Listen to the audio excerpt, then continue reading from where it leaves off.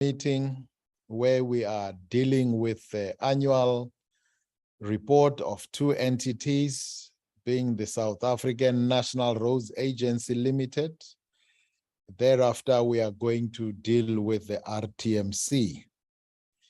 May I take the opportunity to welcome those from both these entities who are on the platform and everyone who is connected. We are ready to start. I don't know if there are any apologies we might have received for this particular meeting. Ms. Carrelsa, over to you. Yes, Mr. Mangu, the Minister and the Deputy Minister are attending the IMO event. And then there were a couple of members that were either off sick or having family emergencies. That is Mr. Sitlolo, Mr. Chungo. So I haven't received anything. So I would assume the situation is still ongoing. Mr. Hunsinger and then Mr. Zwane. There were no other apologies. All right, but otherwise we are ready to go. Yes, yeah, you can start the meeting. All right, thank you very much. From Sanral, I don't know who is leading the delegation, but you are welcome. If the chairperson of the board is in the meeting, you are welcome. We are ready to start, and I don't want to delay further. It's 4:03. We will give you till exactly 4:45. No 1 minute extra at all. Till 4:45 to do everything you need to do. I would advise, though, that maybe we spend more time in the actual annual report presentation than the introductory remarks. But I will not preclude you, Chairperson, from doing any introductory remarks, if you so wish, as long as it doesn't interfere with 4:45. Over to you.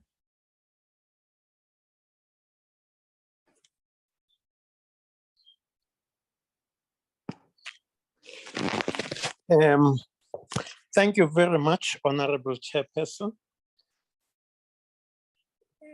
Indeed, it is our intention to move as speedily as possible through our presentation, because Let us see your face, please, Mr. Mambi.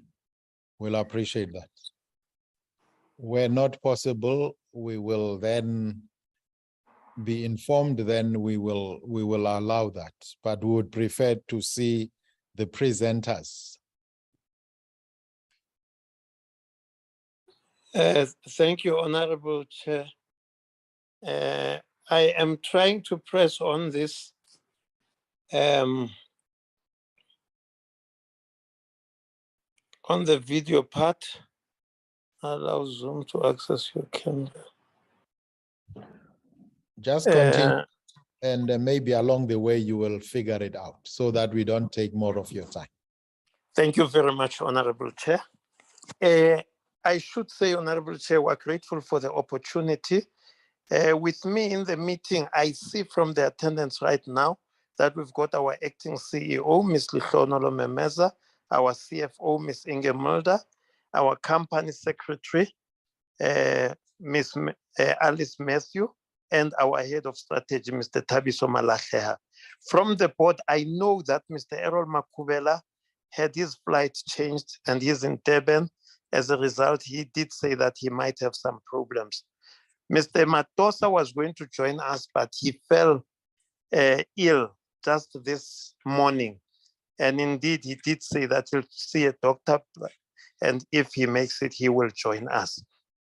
So without any further ado, Honorable Chair, our management has prepared the necessary presentation, and indeed, I shall therefore hand over to our acting CEO, Ms. Lihlonolo Memeza, to lead our presentation in this regard, with your permission, of course, Honorable Chair.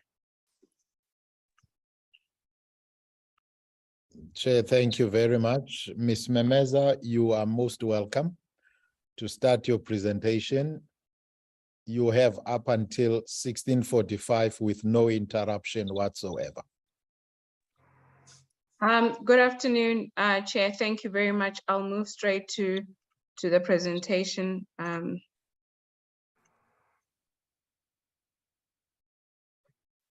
So the presentation will be done in 3 parts. I will do majority of it, and the colleagues from ICT and from finance will assist with. So that we can put the voice to the face, we'll just Oh, appreciate sorry. it. Yeah, then even if you remove it again. Okay. This is me, Chair. I'm hoping that you can see me. We can see you. Thank you very much. Thank you.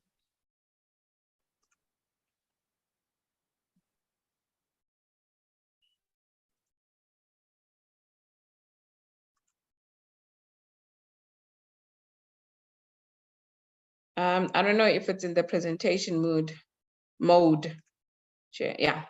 So this is the SUNROL presentation on the integrated report for financial year ending 31st March 2022. We start with our vision and mission. Our vision and mission, they haven't changed. We derive this from our long-term strategy. It's ensuring our national road transport system delivers a better South Africa for all. And our mission, our purpose is to deliver a safe, efficient, reliable, and resilient national road transport system for the benefit of all the people of South Africa. Then we move to principal tasks and objectives, and those are to plan, generate, undertake, and advise. On the plan side, we plan, design, construct, operate, maintain, and rehabilitate South Africa's national road. And we generate revenue from the development and management of our asset. As we put it, our intention is to sweat all the asset and the SUNROL's management. We undertake research and development to advance knowledge in the design and construction of roads and related fields and be able to find solutions. We also advise the Minister of Transport on matters relating to South Africa's roads. Our business pillars, we have 4 business pillars, and that comes from our long-term Horizon 2030 strategy. The 4 pillars are roads pillar, road safety pillar, stakeholder pillar, and mobility pillar.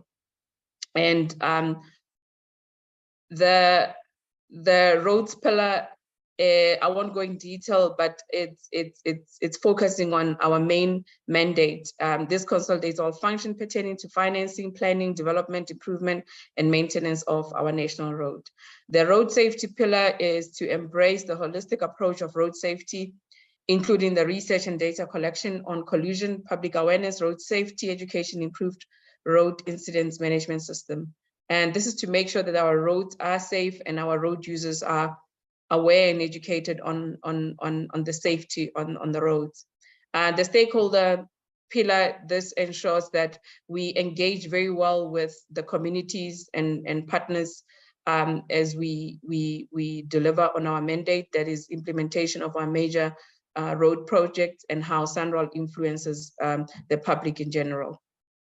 And mobility pillar, the focal point is on the road infrastructure to enable public transport and intermodal transport solutions, increase access to strategic location, integrated region, facilitate seamless cross-border movement, and enhance urban planning. Our integrated report, Chair, as all members have seen, it's divided into 2 volumes. Volume 1 contains the Chairperson's report, the CEO's report. Section 1 is a company overview. Section 2, all the capitals as per the Kim 4 report, and performance and the performance side of SUNROL. And I've already mentioned that the capitals are aligned to the King report. Volume 2, it's Section 3, it's corporate governance. Section 4 is consolidated financial statements. We move to the manufactured capital. The national road that SUNROL road network that SUNROL is responsible for is, we have now about 22,260 kilometers which is under SANROL's management. 87% of that is on the non-toll, and 13% is toll roads. 7% of the toll roads is managed by SANROL, and 6% are by concession. Expenditure on road development, improvement, strengthening, and maintenance decline for the third consecutive year, and the total amount spent at 11.8 billion was 7.8% lower than the previous year.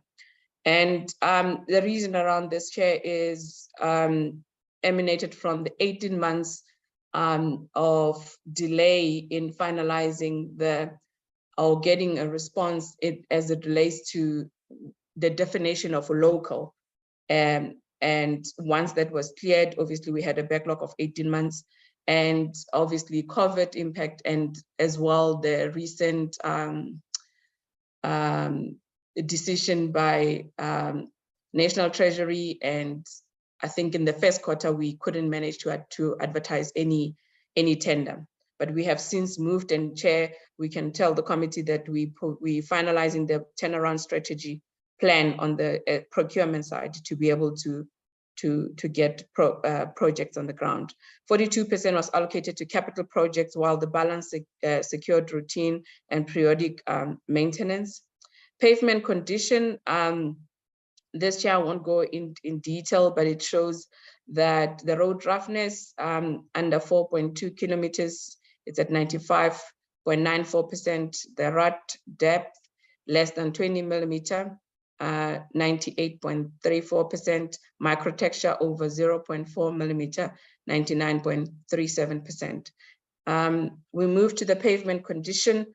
If we have different categories, which is very good, good, fair, poor, and very poor. If we look in 2022, we have 11.8%. If we look at good, it's at 40%. If we look at fair, it's 39%. If we look at poor, 8%, and very poor at 0.4%. All this, the pavement condition for SANROL is still within the 10% of the international standard. So we're still within the international standard. Funding capital spending on the non-toll road, we have spent about 9.112 billion. Spending on the SANROL toll roads, we spend about 2.747 billion rand. This is the how we've spent in terms of different expenditure. We've got the capital expenditure, road maintenance, other income, staff remuneration. So if you look at our capital expenditure for the 2022, we have spent about close to 35%. It's on capital expenditure, as compared to last year where it was around about 20%. If you look at routine road maintenance, we spent just above 35%, and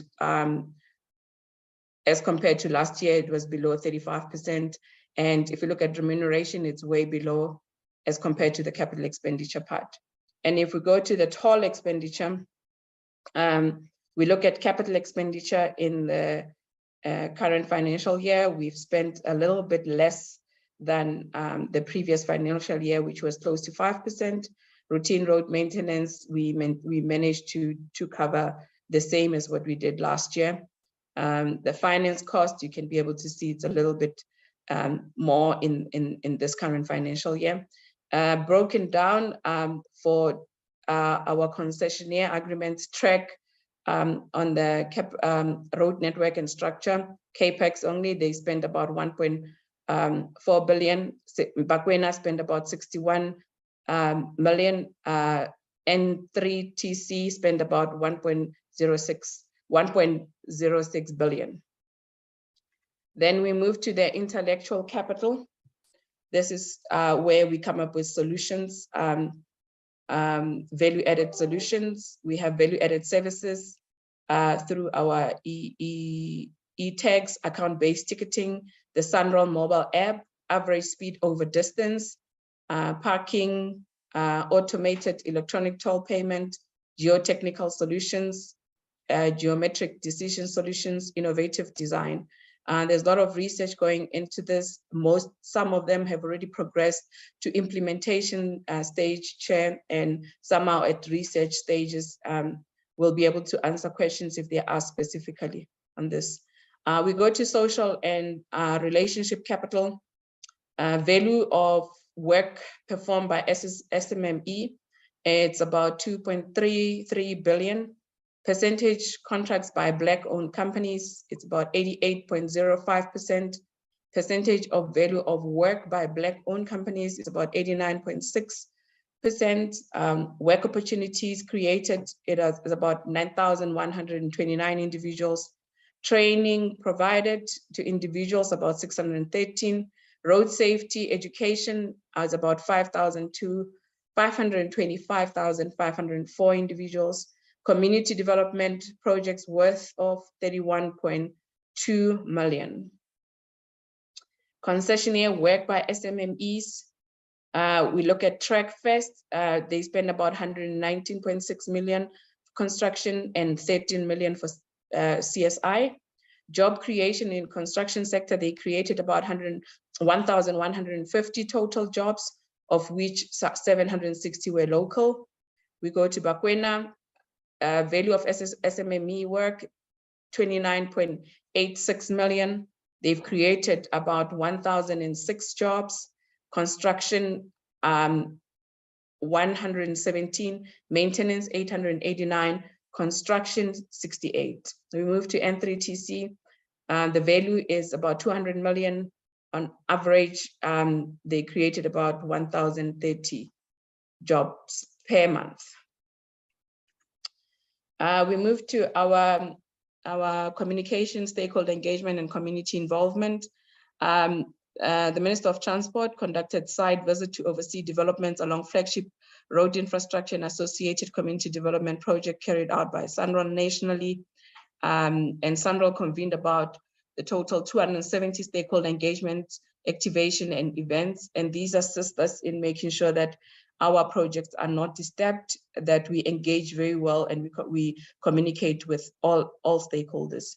In terms of public events, engagement with provincial and local government, traditional leaders, information sessions, ministerial and presidential events. And this is the chart to demonstrate different events that were conducted in the year.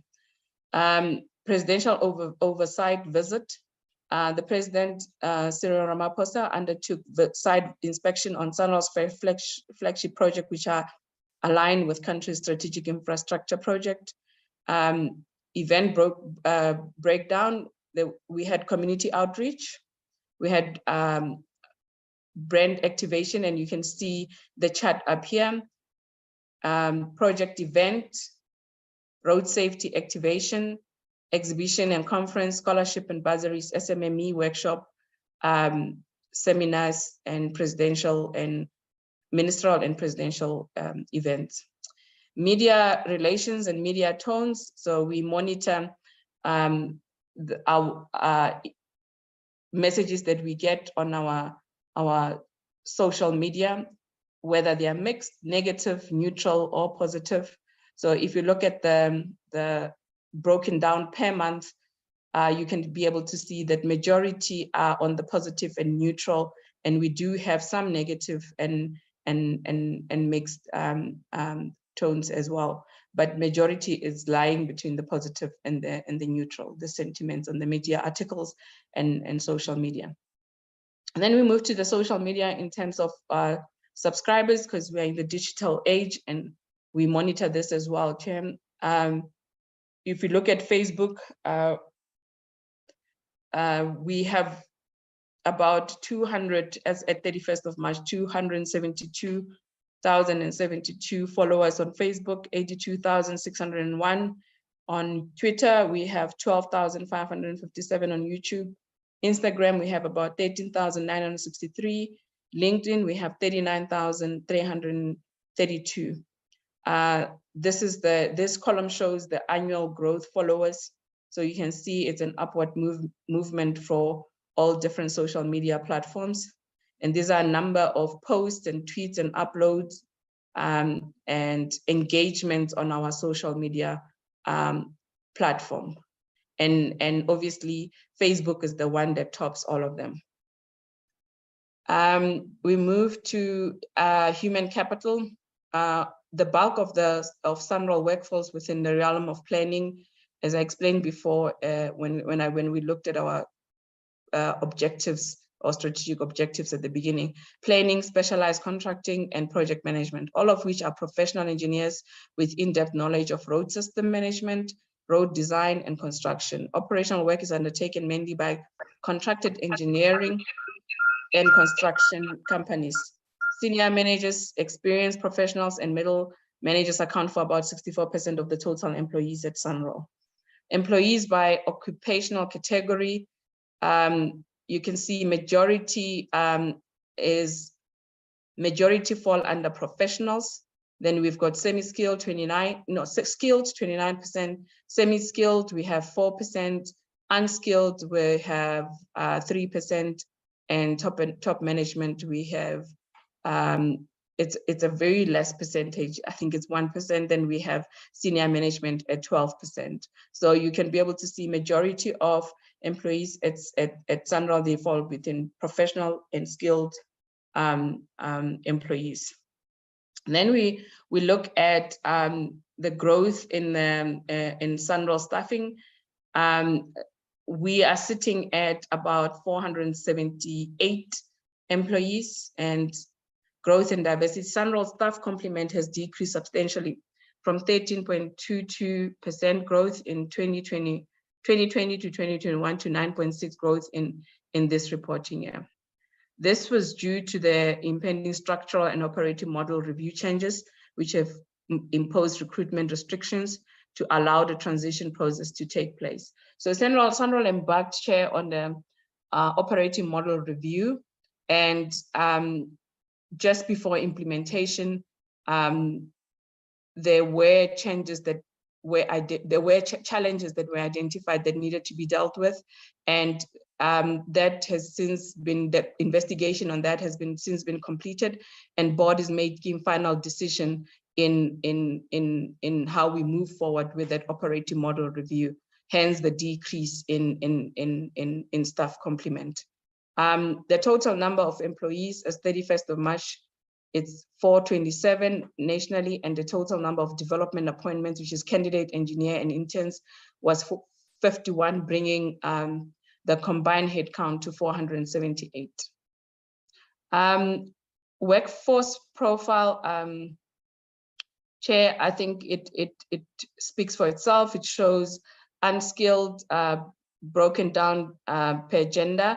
It's unskilled 9%, female 9%, and male 91%. Semi-skilled 42% female and 58% male. Skilled 25 female, 75 male. Professionals 58% female and 42% male. And you can see, Chair, that predominantly we have female representation in majority within SANRAL. And occupation by population, occupational categories by population groups, you can see that majority of employees at SANRAL, they are African, followed by colored, Indian, white, and foreign nationals. Workforce profile, employee profile by population group and gender. I think this is the continuation of the previous, Chair. I will skip this. Employee development. SANRAL encourages, obviously, development of employees' skills and knowledge, and this is covered by on-the-job learning to e-learning, participation in short courses, workshops, study for diplomas, degrees at undergraduate and postgraduate levels. A total of 278 employees were trained during the year or period under review, and this is what was spent. About 3 million that was spent. The total of 115 employees, including 23 new applicants, were awarded bursaries for tertiary studies during 2021-2022, and more more than half of the bursary recipients, which is 64%, were engaged in postgraduate. So this is the comparison for the past 3 years. We can see there's a little bit of decline in this current financial year for different. If you look at postgraduate has gone down, and if you look at professional certificate, they've increased, and the undergraduate has increased as well. Employee development, internal bursary recipients by course of study. It's a breakdown of what I've just shown, Chair, and this one is breaking it down per female and male, and we can see that majority of bursaries have been awarded to female colleagues. We continue with employee development. The SANRAL Graduate Development Program has evolved over the period of 13 years, initially established to provide training to civil engineer graduates via secondment on a case-to-case basis. The program is now structured with increasing focus on inclusivity and transformation. You can be able to see that here, the composition of candidate engineers at T, we've got 26.83 female and 73.17 male, and we anticipating more intake of female candidate engineers at Technical Excellence Academy, which provides training for graduates from engineering, civil engineering. The Technical Excellence Academy and its extended graduate training program is a facility that assists graduates in fulfilling practical experience and work integrated learning that is aligned to their careers and required by professional registration bodies such as EXA and South African Council for Quantity Surveying Profession. So they get on-the-job learning and training. So this is how the composition of T candidate by population groups. So majority of them are African, and followed by colored, Indian, and then white. Scholarships and external bursaries. In 2021-2022, scholarships were awarded to 225 learners, 71% of whom were girls. The annual number of scholarship has varied only slightly in recent years. Investment in this is about 6.3 million, majority being African, colored, Indian, and white, and then majority being female and male, followed by 29%.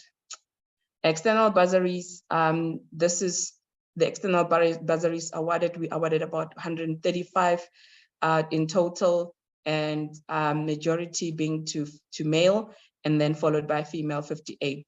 And this is broken down per African being the ones dominating, Chair.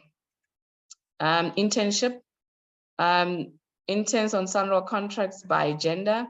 Female 39%, male 61%. So every regional office facilitates the placement in the work integrated learning programs through the road construction and maintenance contracts. The intern signs the work integrated learning contract with the training service provider, who provides the necessary training guided by the student's logbook as they design for respective discipline. And work integrated learning is open for all disciplines and runs for either 6, 12, or 18 months, depending on the different disciplines. Chair, I will pause here, and my colleague, the acting business operating executive, will take us through the ICT part. Good afternoon, everyone. Good afternoon, Chair. Good afternoon, CEO. The presentation here is just to give an overview that talks to our ICT strategy, and it also indicates and talks to how this is linked to the overall business strategy. When you look at the ICT strategy, it had 5 pillars, and those pillars really talk about looking at connectivity, and connectivity talks about the organization has several devices across the organization, and how do you use the current infrastructure the organization has in order to reduce the dependency on your major providers and become more independent and use the infrastructure that the organization owns. And with that project, we have seen the rollout of a national network, and that national network will result in all our toll operating services, our freeway management services. We have quite a large footprint of devices that sits on our roads. And it also will then place us in good stead when we start talking about the technologies that lead to autonomous vehicles and those various technologies in vehicle-to-vehicle communications, so that infrastructure we have is leveraged to be able to take us into the 21st century around that specific area. Security is a very critical part. It's also to ensure that our systems are secure, the information is reliable, the integrity of our information is protected, as well as the availability of our systems. As you would know and seen in some media, hackers who become disgruntled by whatever policy position you put forward, maliciously may intend to do whatever they think would ruin your reputation. So it is a key focus for us. Digital is a very important one, and it's one that we had to learn lessons around COVID, and we were quite in an advanced stage, which led to a very low impact to no impact from a business continuity operations point of view. And we're still embarking on several projects that brings about the full digitization of the organization and reduces the amount of paper and the amount of brick and mortar type of working, and it also makes work accessible from whatever location, whatever device, as long as you have a network connection. From a technology modernization point of view, one of the key projects, incidentally, we had a meeting yesterday with the revenue services, and we've looked at what are the synergies from a government perspective on how do we digitize, simplify, and make the procurement and engagement from a procurement point of view simpler for the end user. And really coming to a point that it reduces the value chain in terms of the amount of time spent by bidders just on standard documentation, compliance checks, and so on. And it also assists the organization in a throughput point of view. So those are the key aspects that we embarked on.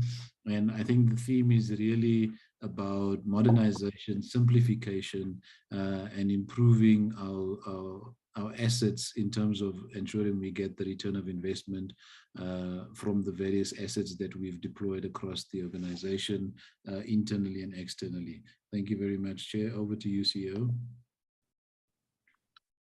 Thank you, Adolf. I will go through this. This is our corporate performance report. It's contained in volume 2, page 30 to 32. So the first outcome is optimally maintained national road network. The total output indicators, the output is management of national roads. Total output indicator, it's 4, targets achieved 4. So reason for explanation, maintenance of national road network, total output is 4, targets achieved 2, and the reason for non-achievement of the target is the delays in the award of resale contracts, and we have about 3 months ramp-up period after the award, which resulted in limited actual expenditure from projects being procured in terms of the latest annual procurement requirements. So as I explained at the beginning, in terms of the decrease in total spend was due to a number of reasons, and the first one being the 18 months delay and the COVID, and in the first quarter of the last quarter of the previous financial year, where we couldn't, after that National Treasury announcement. But as I indicated, Chair, we have since come up with the turnaround strategy on the procurement to fast track the procurement process to have projects on the ground. So the transformation obviously is impacted as well. In total output indicator 2, targets achieved 1. So similar issue as it relates to the procurement process, the delay in there. Community development as well. This one, it's procurement delays, but more so even in the finalization of the implementation plan of the approved strategy on the community development. And we'll see lots of these coming through. Actually, we're going through just before this meeting, the budget, and it shows that the forecast on this, it's quite high after we finalize the implementation plan.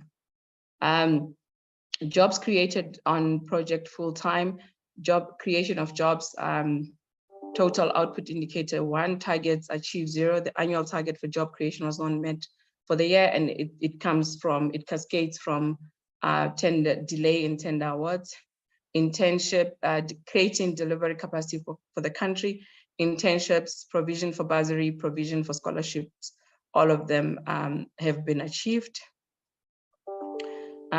Safer roads, provision and management of safe roads infrastructure, total output indicator 2, targets achieved 1. Improve public road safety education and awareness achieved. Improve SANRAL reputation achieved. Constructive engagement with stakeholder achieved. So in total, we achieved about 70% of our KPIs. Then we move to annual financial statement. Our CFO will take us through this. Good afternoon, Chair and committee members. I will be brief. The first is the financial position. I think the only thing that I wanted to highlight on this one is if you look at on the left-hand side, where it says non-current assets, you'll see the increase from 2021 to 2022 was 448 to 519 billion rand. So that's an indication of what the value of our roads assets are across the country. This value is derived with the replacement value, but it also takes into account the condition of the road. But you can see there's been a good increase in the value of the roads due to the spending on it. If you also look at the line just below it where it says current assets, it's always important when you want to understand whether the entity is healthy that you look at that number 45 billion versus the current liabilities, which is on the right-hand side. You'll see there it's 28 billion. So as long as your current assets are more than your current liabilities, it means that you will be able to pay your liabilities in the next 12 months. On the next slide, it is then the income statement or the profit and loss. You will see on this side the revenue for the year. There is a slight increase from the prior year. That's mainly due to the higher contribution from National Treasury on our grant. You will also note that the finance costs are more than the prior year, but we do see that the increase is reducing over time as we are paying back the maturing bonds as they become due and payable. Our operating expenses on this slide, you will also see that it's increased from 11 to 13 billion rands. Now, in a SANRAL environment, this is something that is good because it means we are spending our, on the road. So the operating expenses is mainly the maintenance costs that we are spending on our roads. And I think you would have seen in the graphs earlier on that where this money has gone to in terms of spending on the roads. And then on the next slide is just quickly on the cash flows. That's just the cash flow statement. You will see that there is still significant cash in the entity and where it increased from the previous year. Then on the next slide, maybe I can quickly go to the audit report. The audit report was an unqualified report by the AG. Sorry, it's the next slide, Acting CEO. There we go. So the AG then focused on 3 matters. So every year they identify the 3 matters. This year it was again the reevaluation of the road network. Because it's such a massive value in our balance sheet, it's very important that they make sure that that value is correct. Then the expected credit losses, because of the current issue on the e-tolls, the AG then specifically makes sure that the value that we reflect there as the debtors owed to SANRAL and the revenue is accurate. So they have a specific focus on this. The Gauteng Freeway Improvement Project, the e-toll revenue, as I indicated, I also specifically look at this to make sure that the revenue is correctly recorded. And you will see on all 3 of these, the outcome by the AG was positive, that they found that the values that it reflected was reasonable and accurate. And on the next slide,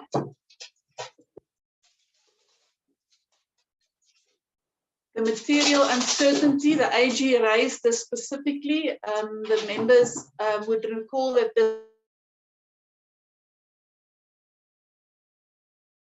regarding the collection of e-tolls and the impact of that on the CFO, there is a lot of disturbance where you are. Can you minimize the noise around you, please?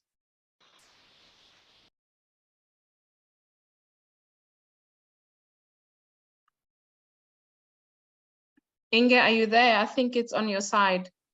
Sorry, Chair, I hope it's better now. Yeah. Okay, thank you. The material uncertainty, like I said, this has been raised by the AG every year, that this is putting severe strain on the entity because there's no certainty in terms of how our ability to raise funding on the toll side to fund the significant capital expenditure that is required on our toll roads across the country.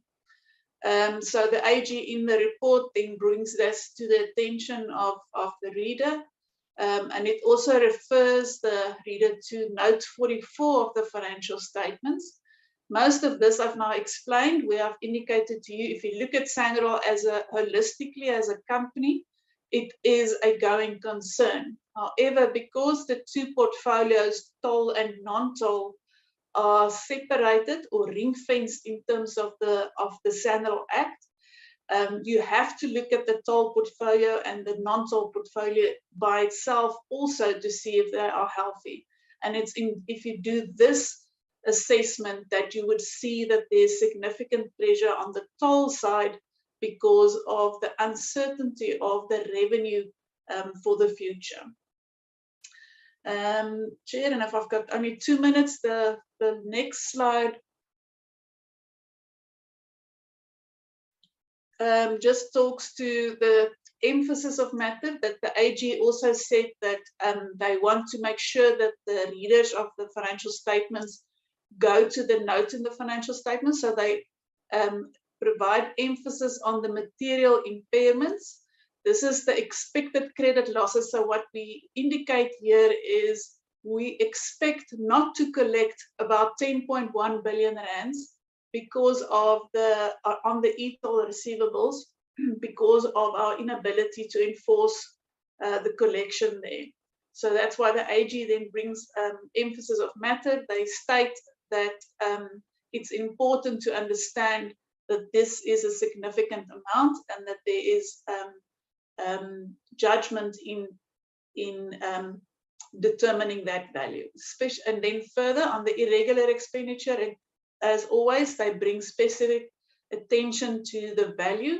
And if we can go to the next slide, then I can quickly talk to that one specifically, which gives the graph of our irregular expenditure over time.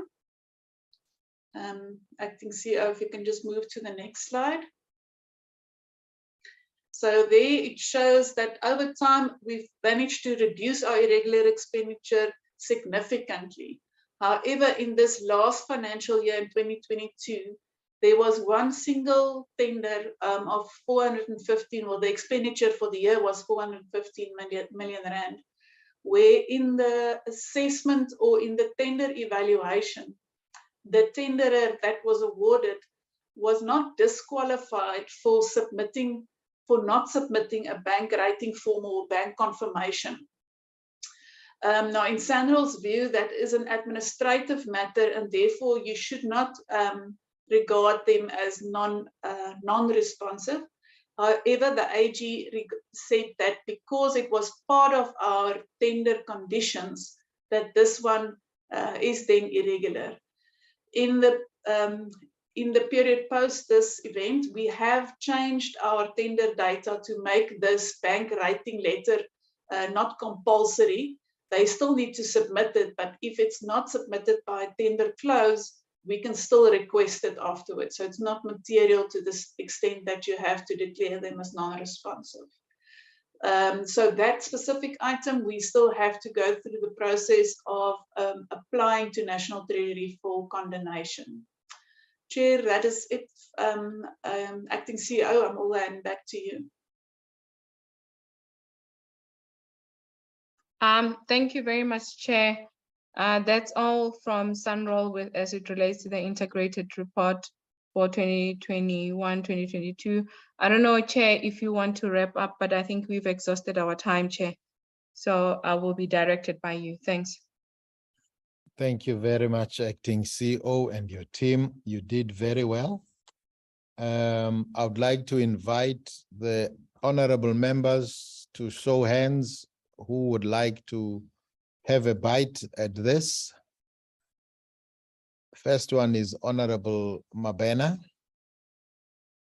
Anybody else? Honorable Kumalo. Honorable Makosini Chabangu. Apologies, colleague. It's end of the day.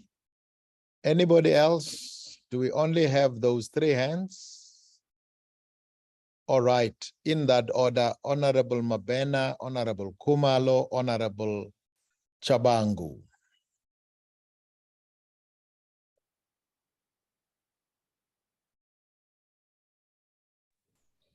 Thank you very much, Chairperson.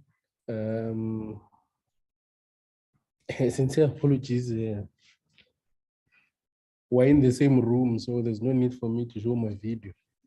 Because the only person that can order and give such instructions is the committee chairperson. No other person can say I must show my video, because we're only accountable and we're the mercy of the committee chairperson. And he's satisfied that he's speaking to the actual real person and not a bot or a ghost. So sincere apologies, I won't be able to show my video. Chairperson, if we look at slide 8 in terms of the presentation by Sandra,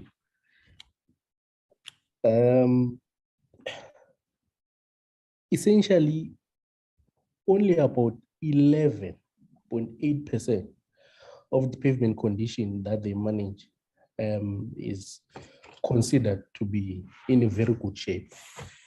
And then also go back in terms of that, you have a situation where about 48.2% of the same pavement condition is considered to be okayish. They note it here as fair and poor and very poor. So that's about 48.2% of the actual pavement condition in South Africa being in desperate condition. And also, if you look at the 2020 and 2021, the maintenance of non-toll road network has also somehow decreased and not up to scratch.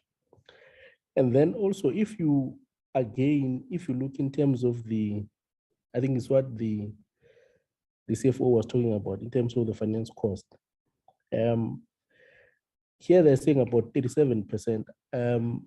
This finance cost, is it also attributed to the Gauteng Freeway Improvement project? If we were to remove that, how would that affect this finance cost? Because if you look at this now, if you remove the or bulk of this finance cost, would I be correct to say that it is as a result of the Gauteng Freeway Improvement project? This is on the part of the toll network, and in terms of the expenditure. There's also in terms of, if you again jump to slide, but before we go there, the road safety education, you note here that you had an impact of 525,504 individuals. And in terms of the breakdown, in terms of provinces, which provinces did you cover? And were these face-to-face road safety education, or does this extend to also the media as such as that? And also, why is it only 525,000? Why is it not more? But also, which provinces did you cover? If you go to slide 43, if you jump there, you go to slide 43, the audit outcome or the audit report, the irregular expenditure. I think it's what this also in part is what we're talking about in your closing remarks with regards to the bank rating and the letter that even if the contract is closed, you can still apply for such a letter or for condemnations. But here is the challenge. In terms of this audit report, it is noted that you had 415 million rands non-compliance, and the recommendation here, or the comment from the AG, is that the non-compliance, the tender, or the tenderer was evaluated further, should have been disqualified for not submitting this bank rating. Yet you still continued with the same contract. What happened there? Now again, in fact, the total irregular expenditure is 487 million rands. Now you only spoke at length and at great length about the 415 million rands. But then there is a challenge where there's about 72 million rands of irregular expenditure, which you did not really say anything about, because you concentrated on the 415 million rands, which has the bank letter implications. Now, there's the 72 million rands, which is also here, which is not accounted for. That's almost about 100 million rands. Now, earlier on, I spoke about the 48.2% of your pavement network being in almost desperate, poor conditions. But also, if you go back again and you look at the investment that you put in terms of supporting children and in terms of students, you invested 6.3 million rands in terms of scholarships and bursaries. Yet you had 72 million rands worth of irregular expenditure. Now, if one quickly does the numbers, essentially you were spending 28,000 rands per student. That's about 225 students.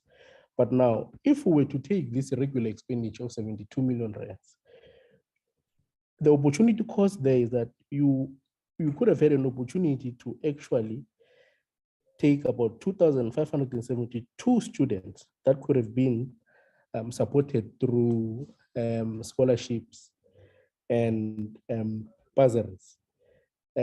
Now, what happened there, and why are we having a 72 million rands irregular expenditure, which is almost unexplained here. But also, my big question also speaks to the Board Risk and Audit Committee. When this was reported to you in terms of the board, what did you do? Are there any mechanisms that you took at board level to address this, but also coming back at management level, internally, the executive? Because I believe that there should also be internal audit, risk, and accounting mechanisms that you have, which would seek to ensure that this issue does not reach where you are. Because if you were to compare the regular expenditure, you've actually suffered a regression, and you more or less moved to 2017 levels. That's where your irregular expenditure was also quite high. Now, as you wrap up, Honorable Mabe. as a wrap up, but also the supply chain management in terms of this issue. What happened? And also, why should you, as the CFO of the company, not be held accountable for 72 million rands worth of irregular expenditure? And you should also advise in terms of the consequence management that you implemented in as far as your role is concerned. And if not, wouldn't it be prudent that yourself as the executive, and also including the CEO, that there should not be steps that should be taken against you? Because we cannot have a 72 million rands regular expenditure at such a critical entity which oversees some of the most desperate road conditions, which also is linked to road fatalities and everything else. So, Chairperson, that would be my key position. Thanks. Thank you very much. Honorable Kumalo. Thank you, Chair. Let me apologize upfront that what I will be forming part of my question might be captured. Hence, I am in a place where connectivity is very poor. The weather here is windy, and when it is windy, the connection is very poor. Chair, my question is on the first presenter, where the job creation has been made, 1,000 and odd. You will recall, Chair, that as women of South Africa, when job creation is made, our interest is more focusing on how many women do benefit on those jobs. And we do not anymore looking at the job where Sandra will tell us that there are jobs created while there is women standing on the road waving some red flags, not even having an understanding of what does that waving mean. We are now talking of women in construction being involved.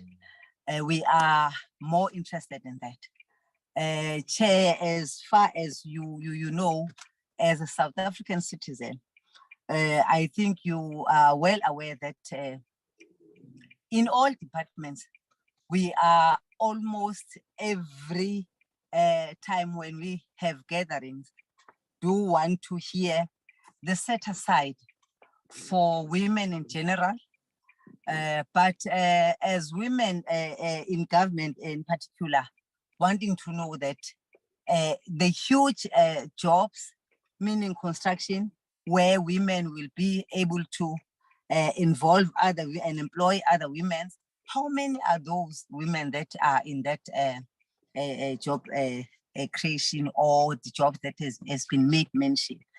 Thank you, Chair. Thank you very much, Honorable Kumalo. It will now be the time for Honorable Chabangu. I have also recognized Honorable Ramadwa, who will be the last. Honorable Chabangu. Thank you, Chair, for pronouncing my surname correctly. Let me take this opportunity to also accept the presentation. The first question, Chairperson, would be, Sandral has advertised on the walls of particular businesses in the Free State. I would like to know the criteria they've used to advertise on these walls and how much do they give to the owners of those businesses. Then the bursary holders, how do they pay back the bursaries? Do they have to work for your company, which is Sanral, for a certain period after completing their studies? Or do they work for a certain period in order to gain the experience? Or you just leave them to see what to do on their own? Finally, what is your position with regard to the e-tolls in Gauteng? Are you scrapping them or are you continuing with them? I'm asking this because the people of South Africa are waiting to hear from you whether you scrap them or you continue with them. Those are my 3 questions. Thank you, Chairperson. Thank you very much, Honorable Makosini. I'm not the acting chairperson, but I'm the acting chairperson. We're going to recognize Honorable Ramatwa. Hey, you are acting on the acting. Yes.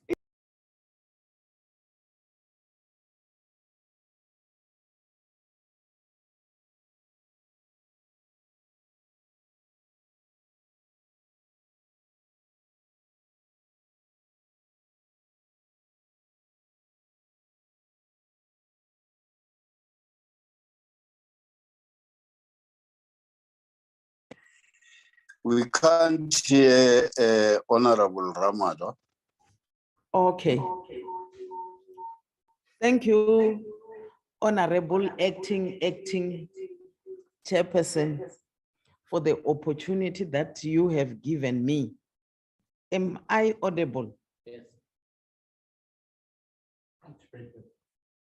Okay, thank you. We can hear you. Allow me to greet everybody who is in the meeting and also join all who are welcoming the presentation. Chairperson, I want to check with the entity whether the CEO is acting or is the CEO is not acting. Ignore my my ignorance that I didn't get that.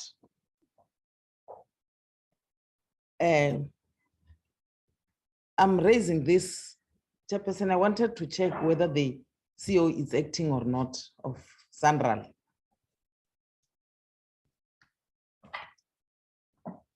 If it's acting, if she is acting, I want to indicate that, you know, this issue of vacant post contribute in service delivery, because most of the places where there is acting vacant, somebody is acting on a vacant post, there is instability because the people can't take a decision.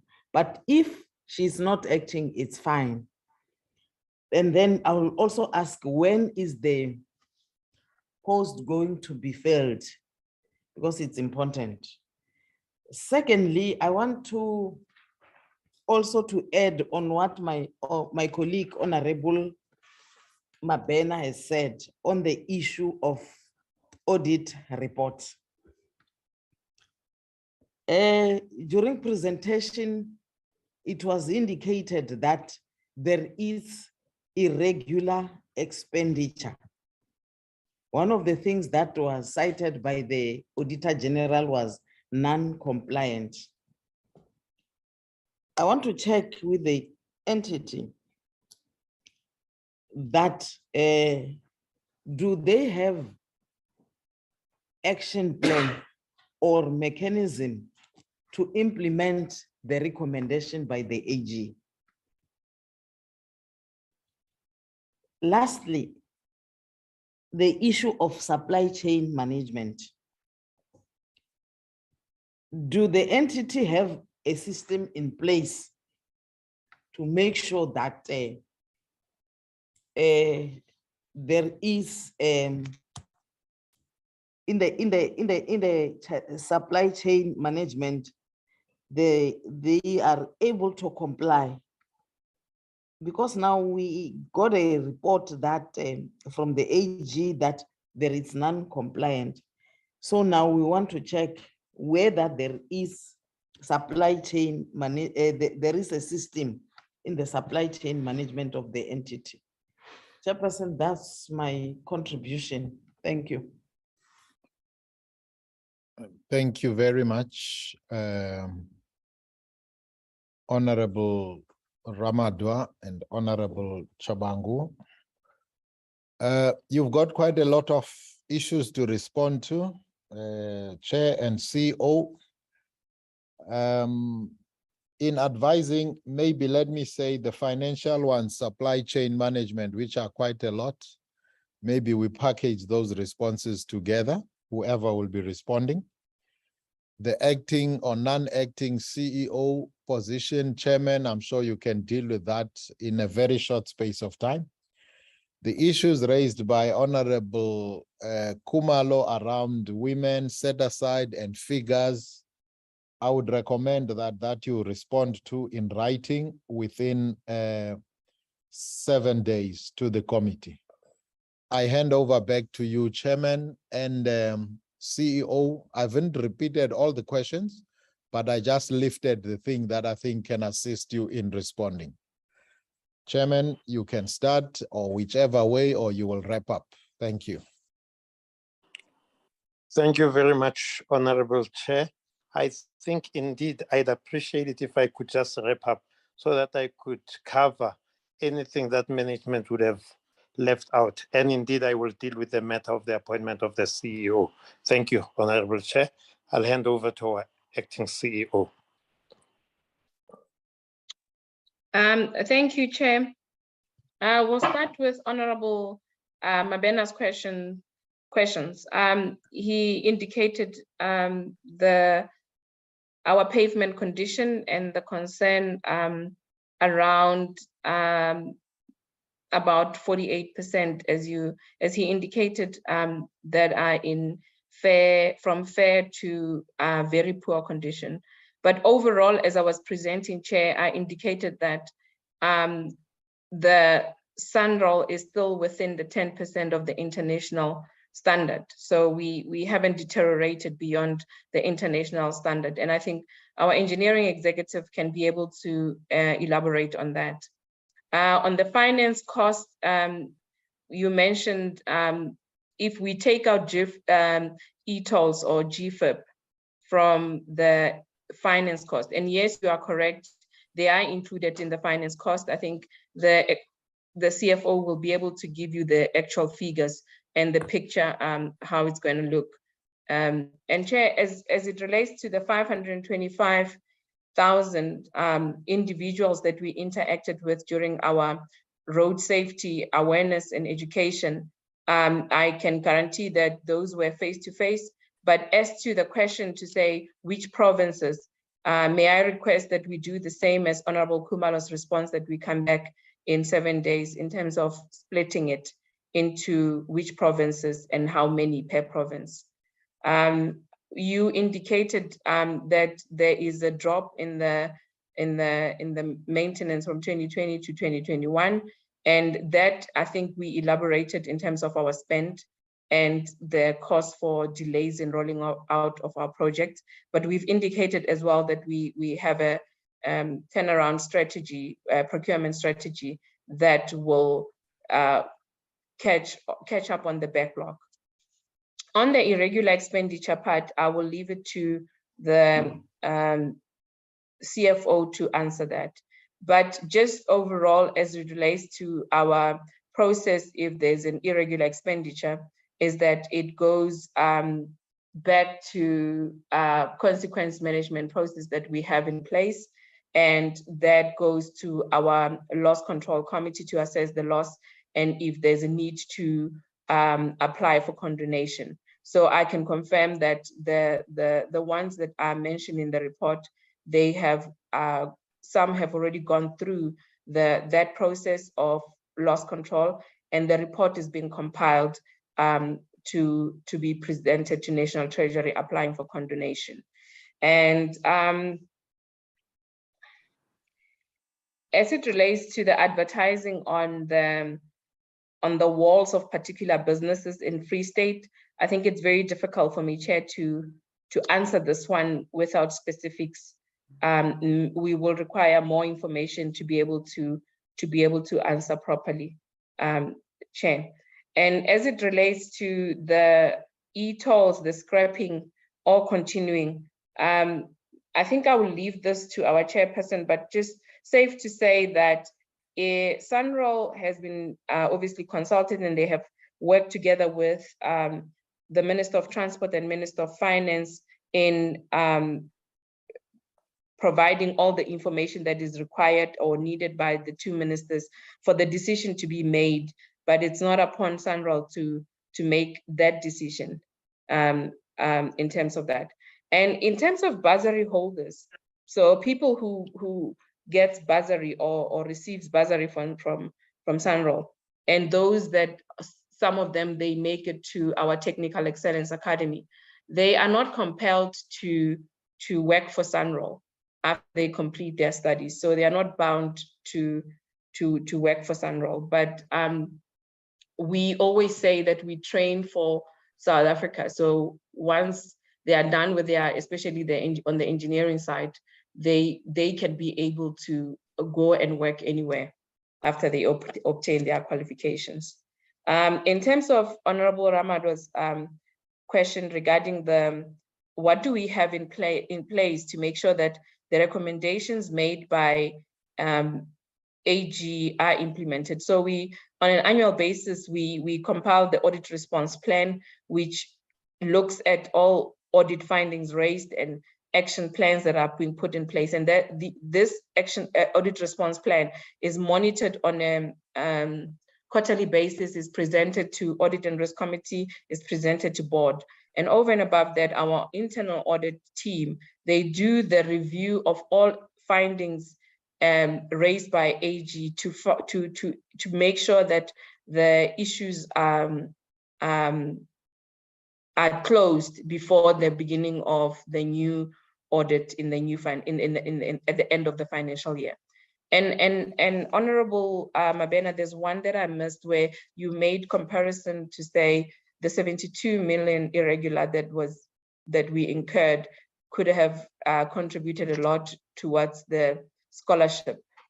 I think the link between that the two, because the 72 million, it's not money that was not spent on, it was spent on a project that was planned for Sunroll. It's just that it didn't adhere to prescripts, but work was done, value was obtained. And hence I'm saying it goes through the loss control committee to be able to assess if there was a loss or if Sunroll benefited from that, even though it was irregular. And that's the basis that we use to apply for condonation to National Treasury. I will give to, before I give to the chair, I think our engineering executive, if you can elaborate on the pavement condition, and then our CFO, if you can look at the irregular expenditure part. Thanks.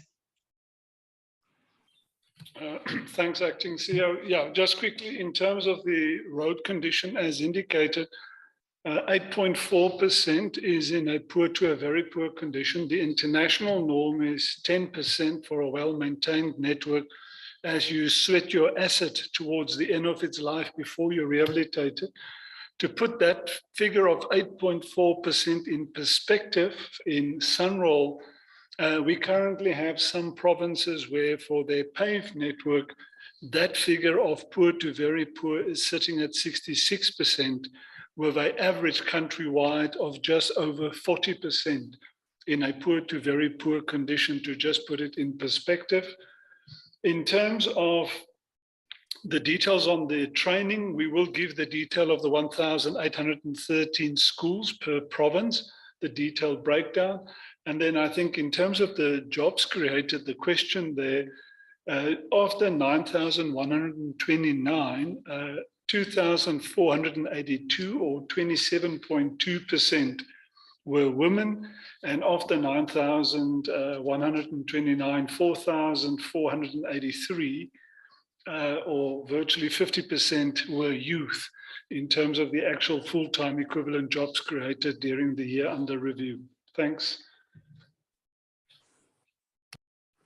Chair, then just on the irregular expenditure, I did not focus in the summary in the presentation on the 72 million, but it is fully covered in the integrated report on each one. The 72 million is actually on multiple project or multiple cases which were identified in prior years.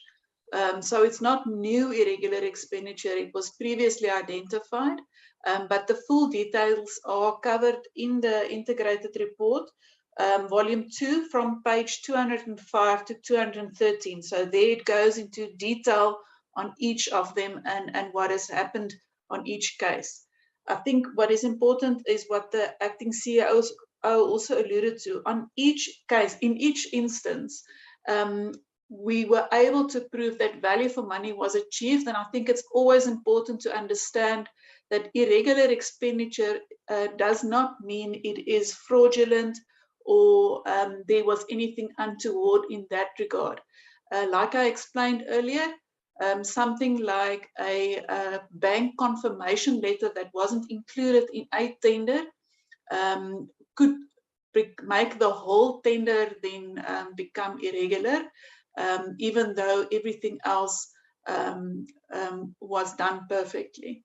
So I think the definition of irregular expenditure is always important to understand, so that it's not misconstrued as fraudulent practices. But I think there is sufficient information in the integrated report to cover that. And then the consequence management process, which is defined in terms of the Treasury regulations, are followed in each case where there's been an irregular expenditure identified. Consequence management process starts with an investigation, and then that leads then to a proposal to the Loss Control Committee, where recommendations can be made for whether it's now for a disciplinary process, or whether it is for training, or whether it's a change in the process to make the internal controls stronger. In terms of the SCM, yes, we do have a system for SCM compliance. On average, SANRAL receives almost 2,500 tender submissions per annum. So each one of those have to be looked at for 16 different steps in terms of compliance.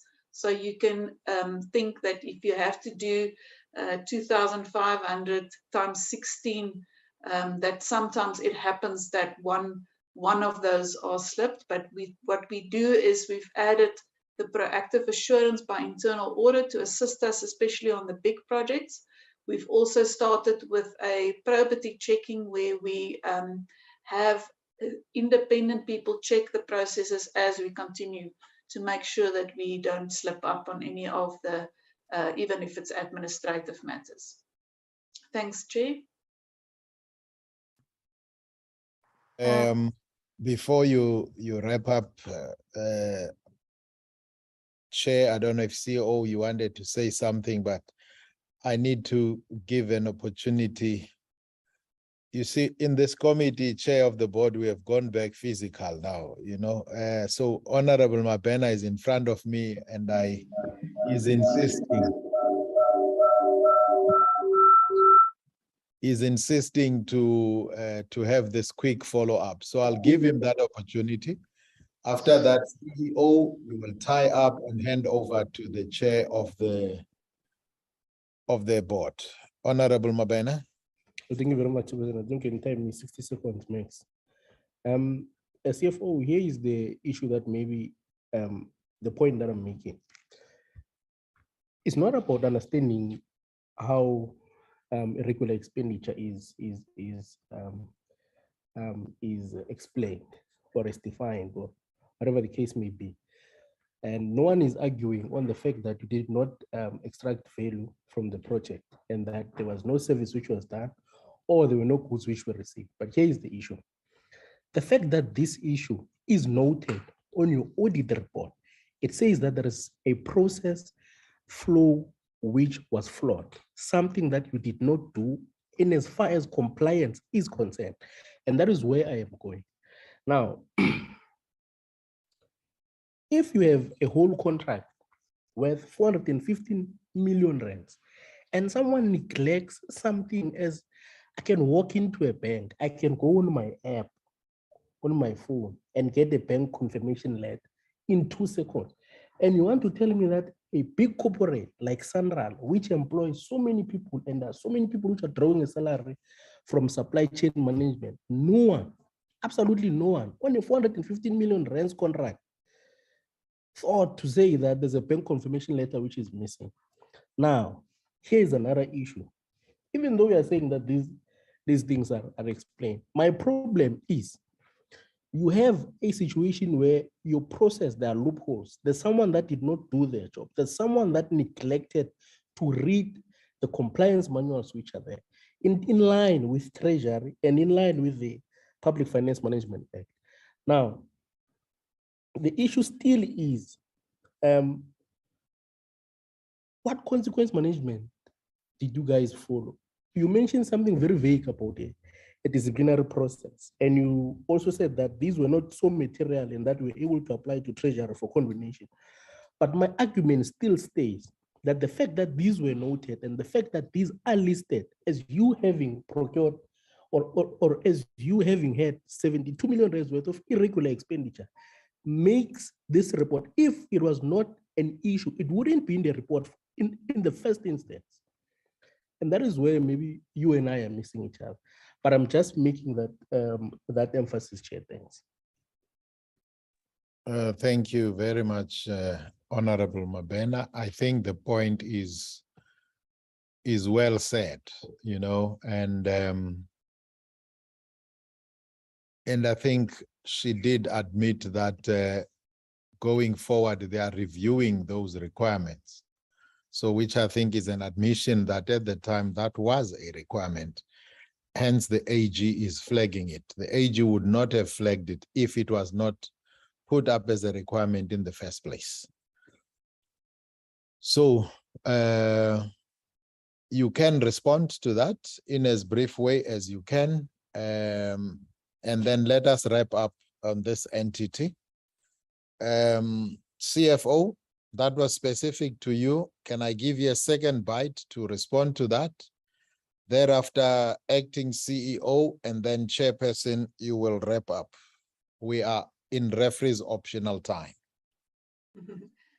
Thanks, Jay. Yes, I'll be brief. Now, I agree fully with Honorable Mabena. The goal is always to have zero irregular expenditure. And the reference to the consequence management process, it's a very specifically defined process that the Treasury regulations specify. I've just given a brief couple of the steps, which is it starts with the investigation, but it's a very specific route that is followed, which is instructed by the Treasury regulations. And the reporting on the consequence management is part of it in the end, which is also submitted to the AG for the review. I think, Chair, that would be, I think let me stand by that. I think the irregular expenditure, the fact that it's mentioned by the AG is because it's a non-compliance within a Treasury instruction note, which is the issue. And the idea is not to have any of that. And our aim is every year to make sure that we have absolutely no irregular expenditure. And the systems that we put in place is specifically designed to make sure that that doesn't happen. Thanks, Chair, or Acting CEO. Thank you, Chair. In wrapping up, I got cut off for a few minutes, for I think a minute, so I didn't hear when the CFO started.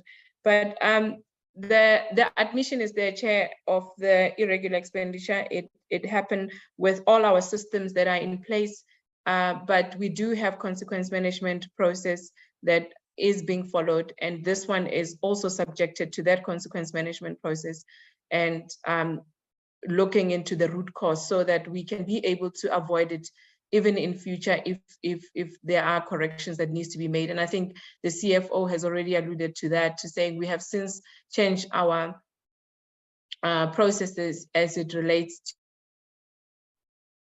what transpired in this specific case of 415 million. But we do have a consequence management process that we follow.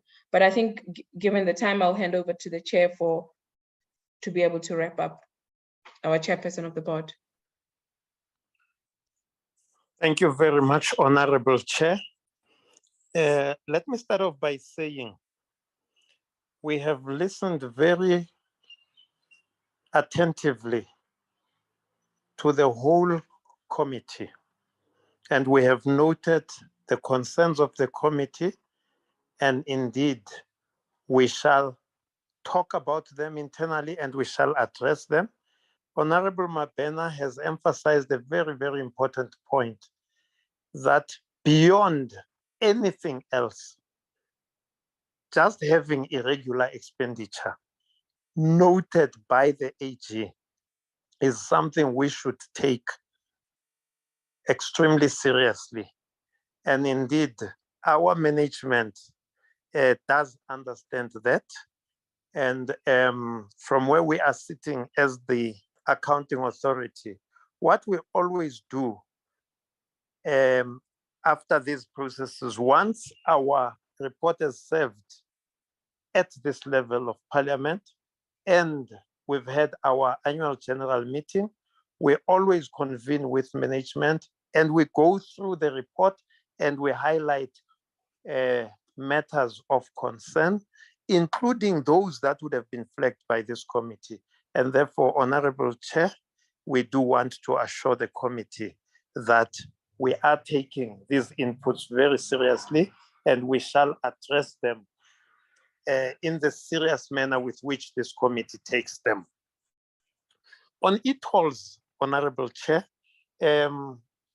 we are, as SANRAL, satisfied that the Minister of Transport and the Minister of Finance and government broadly are seized very seriously with dealing with this matter. National Treasury has been asking for information, giving us particular permutations, asking us to do some calculations, get back to them with information. And therefore, we are convinced from where we are sitting that this matter is receiving deep, deep attention by our Minister of Transport, the Minister of Finance, and indeed government. We know that the President is personally involved as well. And therefore, we do want to assure the committee that the matter is receiving attention. We just don't know exactly when they will pronounce on it, but we are very, very convinced that we are getting closer and closer to a resolution of this matter based on what government has been doing. Our CEO is acting indeed, Honorable Ramadwa, and I do want to indicate that the process of appointing a new CEO can be finalized anytime during the course of this month, based on my understanding of where the processes are. The Minister of Transport has been handling various recommendations that have come to him from the board of SANRAL, and indeed, based on reports I've been getting and questions that have been posed to me and to the company secretary, information that has been requested, that I could almost say an announcement is imminent, one way or another. We have been very fortunate, Honorable Ramado, that we have not had any instability in the organization based on the fact that we have an acting person. And I think this is due to two main things. One, the acting CEO has been given virtually all the powers that a substantive CEO has in writing. And that includes also being a full member of the board. And therefore, I think that has contributed to some stability there. But we've also had, at the level of our executive management and management broadly, general cooperation in relation to keeping the organization going and making sure that it remains stable and a going concern. And therefore, I can also assure the committee that on that front, there has been relative stability within the organization, and indeed we intend to have it continue along those lines. With those words, Honorable Chair, I do want to say thank you very much to the committee for its leadership and for holding us accountable. We have noted the points made, and we have noted other information that we must still send to the committee. And indeed, Honorable Chair, as the board, we will make sure that that happens.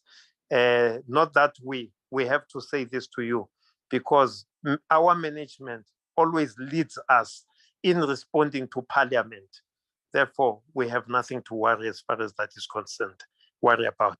Thank you very much, Honorable Chair and the honorable members.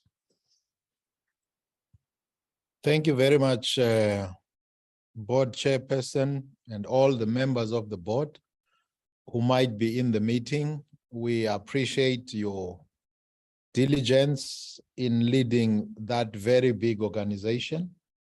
To your executive team, thank you for all those responses. Obviously, Sandal is a very big entity. We take a lot of interest in it.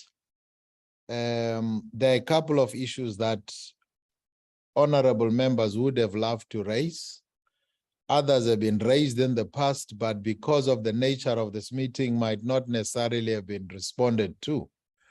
So be assured that you will hear soon from us so that we could have regular updates on certain things. We are concerned, despite the technical explanation of the acceptable international standard of the condition of our roads, but driving on our roads shows another picture. That is our lived experience. And we are not here to argue whether it's within international norms or standards or not. But we are saying our lived experience is telling us something else.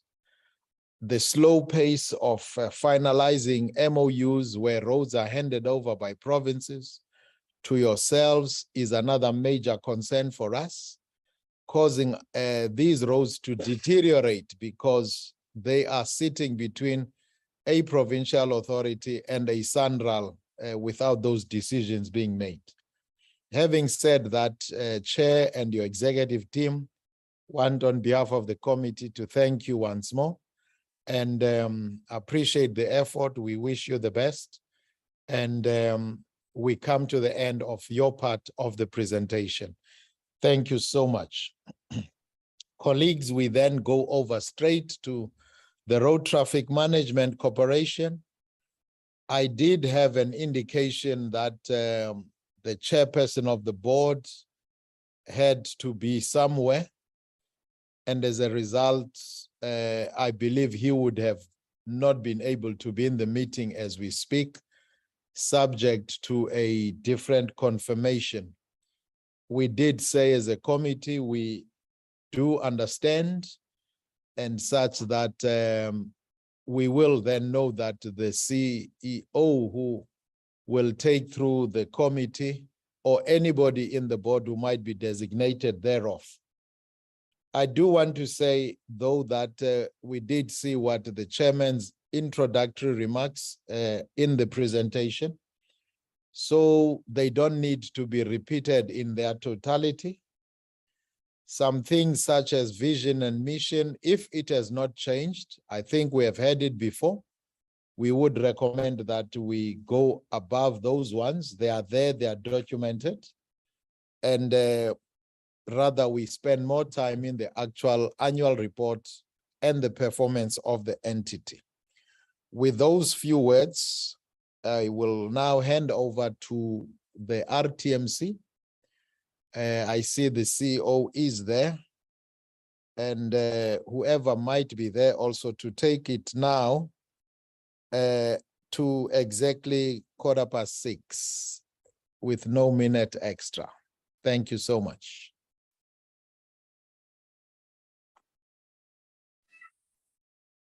Good afternoon, Chairperson, members of the Portfolio Committee on Transport, and all present in this meeting. I am Professor Maridim Pahlele, a board member of the RTMC, and also standing in for Mr. Zola Majavu. As you have indicated, he has tendered an apology.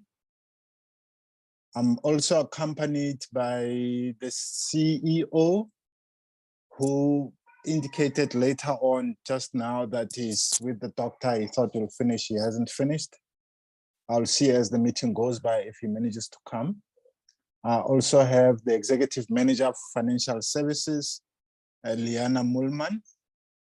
I've got other officials of the RTMC, and I'm also joined by the General Manager, Strategy Management, Refile Mungalo. Without further delays, I'll give an overview before I hand over to the CEO or the Financial Service, the Executive Manager for Financial Services, who will represent the CEO. The scope of the report provides financial and non-financial performance information of the corporation based on the approved 2021-2022 APP. And this will cover the chairman's overview, performance information, human resource management, financial performance, a governance report.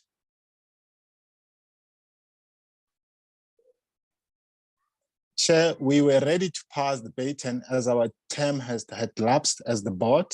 However, the leadership deemed it prudent for us to continue to hold the fort until a new board is appointed.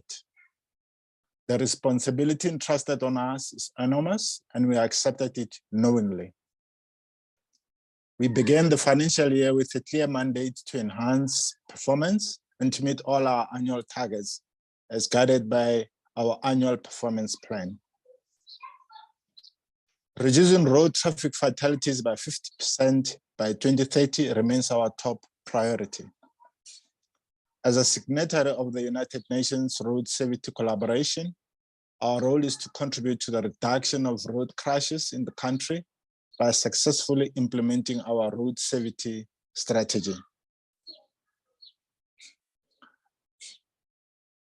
As the board, we gave management a clear mandate to digitize the licensing system and for it to find expression in our daily operations.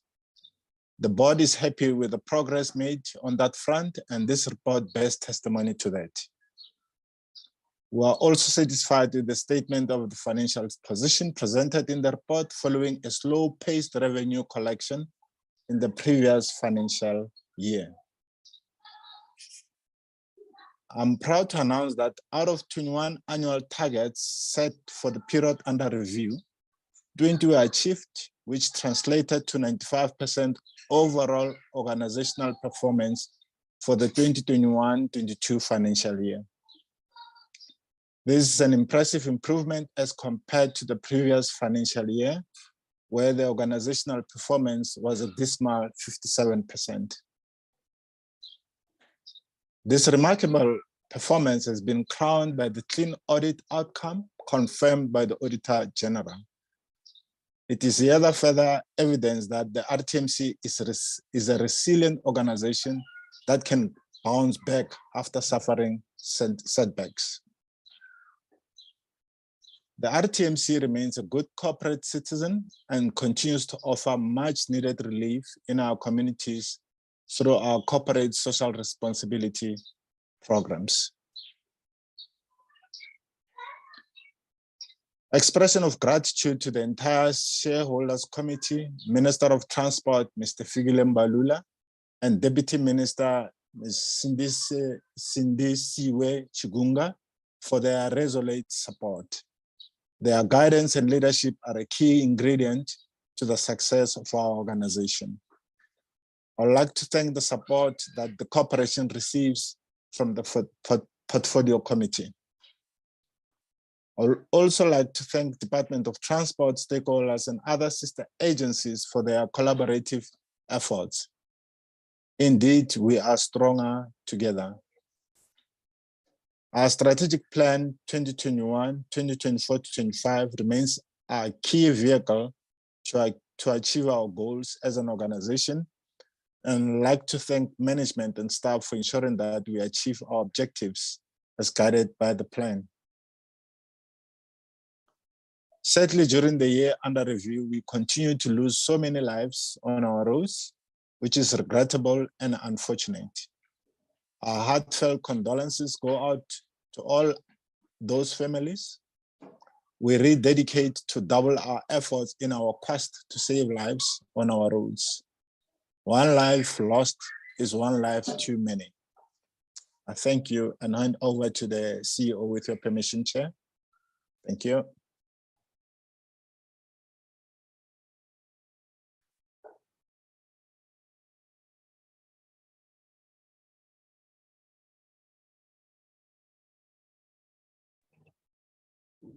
Good afternoon, Chairperson.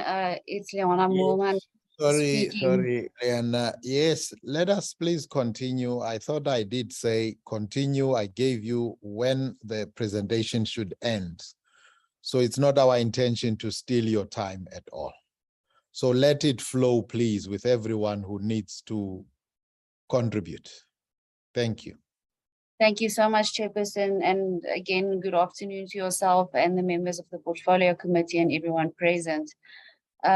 With the CEO being at the doctor's office, I will stand in for him with the presentation on the annual report. Chairperson, looking at our historical performance over the past 5 years, we had a decline from 2018-19 all the way to 2020-21. But we are happy to report that we have picked up in 2021-2022 to a 95% performance in the year. We have missed only one KPI, which was the attainment of the increase in revenue, which we just fell short. With regards to our service delivery, we have opened 2 new DLTCs, which I'm sure, Chair, is not new news to yourself and the members. One of the DLTCs being in Echo Park and the other in Midrand, showing exceptional performance from all the DLTCs in the country. So we are proud to say that that one has our mark on it. With the traffic training personnel, we have taken in an additional 581 new traffic trainees on our NQF level 6 traffic officer qualification that is running at Denel currently. Quickly running through our programs, Chairperson. Program 1, which is our operations in the main on road safety. We were covering youth programs where we targeted messaging on drinking and driving in particular, pedestrian safety, speeding, passenger safety, and distracted driving through the corporation's social media platform. We had road safety programs implemented with the interest groups. These were designed in collaborative manners to reach a wide audience with the objective of ongoing awareness and education. We also had school-based program development and monitoring those, as well as community-based programs. 2 traffic officer modules were delivered to the existing traffic officers. 10 modules on the NQF level 6 traffic officer qualification was completed for traffic trainees, which shows a 3-module over delivery 9 modules on the NQF Level 6 Road Traffic Training Officer qualification was completed for road safety practitioners, which was also 3 modules over-delivered. On program 2, which is our law enforcement, both law enforcement interventions that we had and inspections targeted were exceeded with 1,112 and 34,890 respectively. Program 3, which is our traffic intelligence, in the main our undercover unit, we had 100% of all the fraud cases that were reported, investigated, and 160 self-initiated fraud and corruption cases were investigated. On program 4, which is our strategic services, 4 research studies were conducted during the year, which was the road traffic injury study, the South African Road Safety Assessment Methods, South African Road Restraint Systems Manual, and the South African Fatal Crashes in Context Study. Those reports are also available on our website. We had the implementation of the digitization program. 120 learners license testing centers were computerized through our collaboration with our IT unit, and a number of vehicle testing stations using digitized roadworthy testing sheets. So there we also attained all of our targets. In program 5, which is our support services, the following 4 talent management initiatives were implemented: was employee engagement survey, a review of HR policies, a review of the salary scale and salary normalization of staff, improved group risk benefits, and then moving on to financial services, where we had targeted a 13% increase in revenue. We managed to attain a 9% increase in revenue. Chairperson, is worth noting that our revenue streams that were new were only launched in February 2022. So that increase came in a little bit late for us, but nonetheless, we are making progress as things stand. On good governance, on our financial services, the following targets were achieved. We had an unqualified clean audit report with no significant findings. 2 reports on the management of wasteful and fruitless expenditure were submitted to the DOT, both indicating none. We also indicated our 2 reports on irregular expenditure, where there were also none. There was also 100% compliance with our 30-day payment requirement. Chairperson, you would recall last year we had a case of irregular expenditure. I'm happy to report that that expenditure was in fact condoned by National Treasury, and it is also so reported in the financials. On communications, management of Parliament questions, we had 12 parliamentary questions that were received, and all were responded in the stipulated time. On the implementation of ethics programs, 100% investigation of the internally reported incidents of corruption was done, and 2 reports on the status and operations of the ethics management committee. On risk management, the action plan to address the audit findings were developed, monitored, and also duly reported to the department. As a result, and that one revenue KPI, 90% of the planned deliverables were in fact achieved. Then moving over to human resources. With the scope of human resources management, there was the organizational structure, as well as employment and vacancies by programs. The annual report does show the organogram of the corporation. Currently, some of the key vacant positions are in Ntaku, as well as our executive manager for the Road Traffic Training Academy, where we currently have someone in an acting position. Chairperson, I'm not going to go into much detail on the spending patterns. Our spending patterns indicated that in the previous year, we had 1.4 billion that was spent compared to last year's 1.18 billion.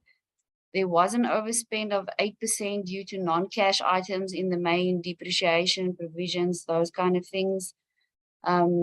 Looking at the operations, the overspend of 14% was in the main attributed to the delayed procurement due to the pandemic in the previous financial year, as well as the incoming traffic trainees that expenditure had to go towards. Then on law enforcement, there was an underspend of 2% against the allocated budget compared to the previous year.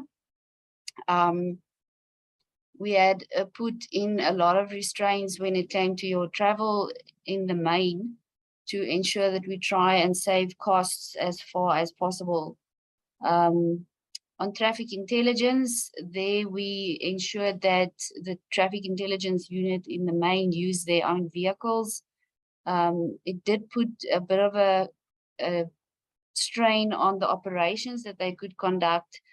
However, we did see the benefit when it came to the cost. On strategic services, the overspend of 23% against the allocated budget of the previous year recorded an underspend of 4% in the previous year. The overspend is attributed to the NATIS refresh project, where the entire NATIS infrastructure was renewed, and that can also be seen in the current service delivery on the NATIS platform. On support services, it reflects 105% spend on the allocated adjusted budget against 124% in the previous year. And the overspend is also there attributed to your non-cash items. If we look at our spending per economic classification, our biggest spend lies in our cost of employees. We are in the main service delivery driven. Hence, our cost of employees is a big spend item on our financials. Also lying in our cost of employees worth noting is the students and their stipends, which also pushes up our cost of employees quite significantly. Chairperson, looking at our history on our audits, we have in the past years since 2015-16 or 14-15 all the way, we have gotten unqualified audit reports, and we are happy to report that this year was a clean unqualified audit report with no emphasis of matter. Prof, would you want to take us through the Audit and Risk Committee report, or should I continue? You can continue, thank you. Thank you, Prof. The committee complied with its responsibilities arising from Section 51 of the PFMA as amended, and the Treasury Regulation 27. They reviewed its terms of reference during the year and discharged their responsibilities in terms of the provisions thereof. The Audit and Risk Committee members and attendance. The committee had 5 independent non-executive members. During the period under review, the committee held 4 scheduled meetings and 4 special meetings. The committee met separately with external and internal auditors as well as with management. The chairperson of the audit committee reported to the board on a quarterly basis regarding the committee's statutory and oversight responsibilities. In respect of financial information and the finance function, the committee reviewed the following: adequacy, reliability, and accuracy of the financial information provided by management on a quarterly basis, recommended for board approval several policies, delegation of authority framework, and the funding model. Annual financial statements, and was satisfied with the statements having been prepared in terms of the PFMA and the GRAP standards. The experience, expertise, and resources of the finance functions were found adequate.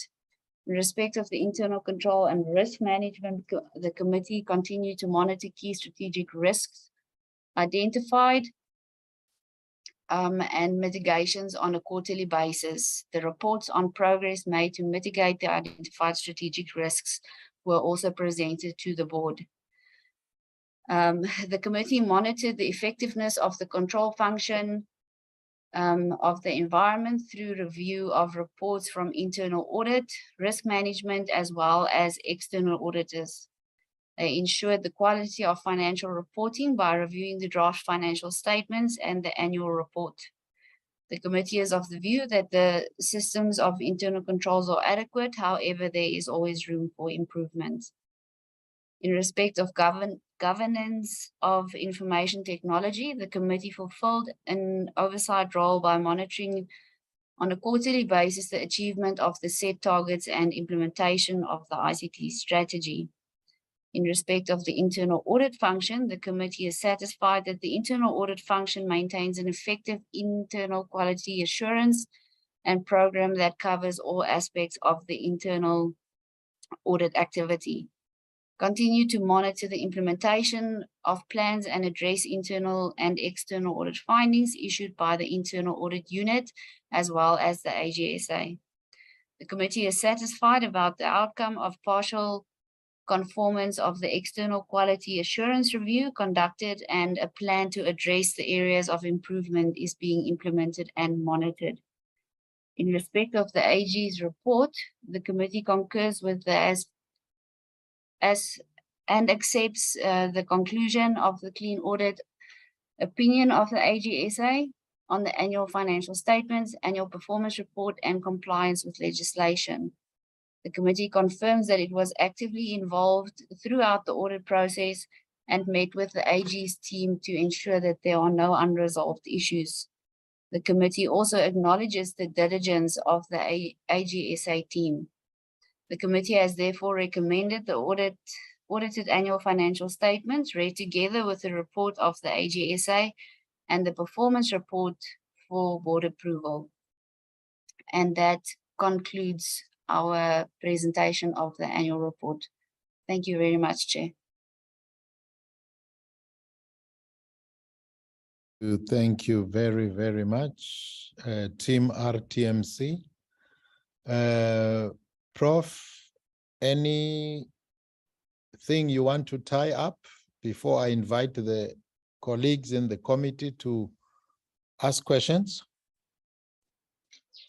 For now, we are okay, Chair. Thank you very much. Appreciate it. Thank you. Colleagues, I now invite you by show of hands to see who would like to have a bite at this. I recognize Honorable Mabena. Any other taker? Honorable Pete May. Honorable Chabangu. Anyone else? Anyone else? Let us start. We start with Honorable Mabena, Honorable Pete May, and Honorable Chabangu.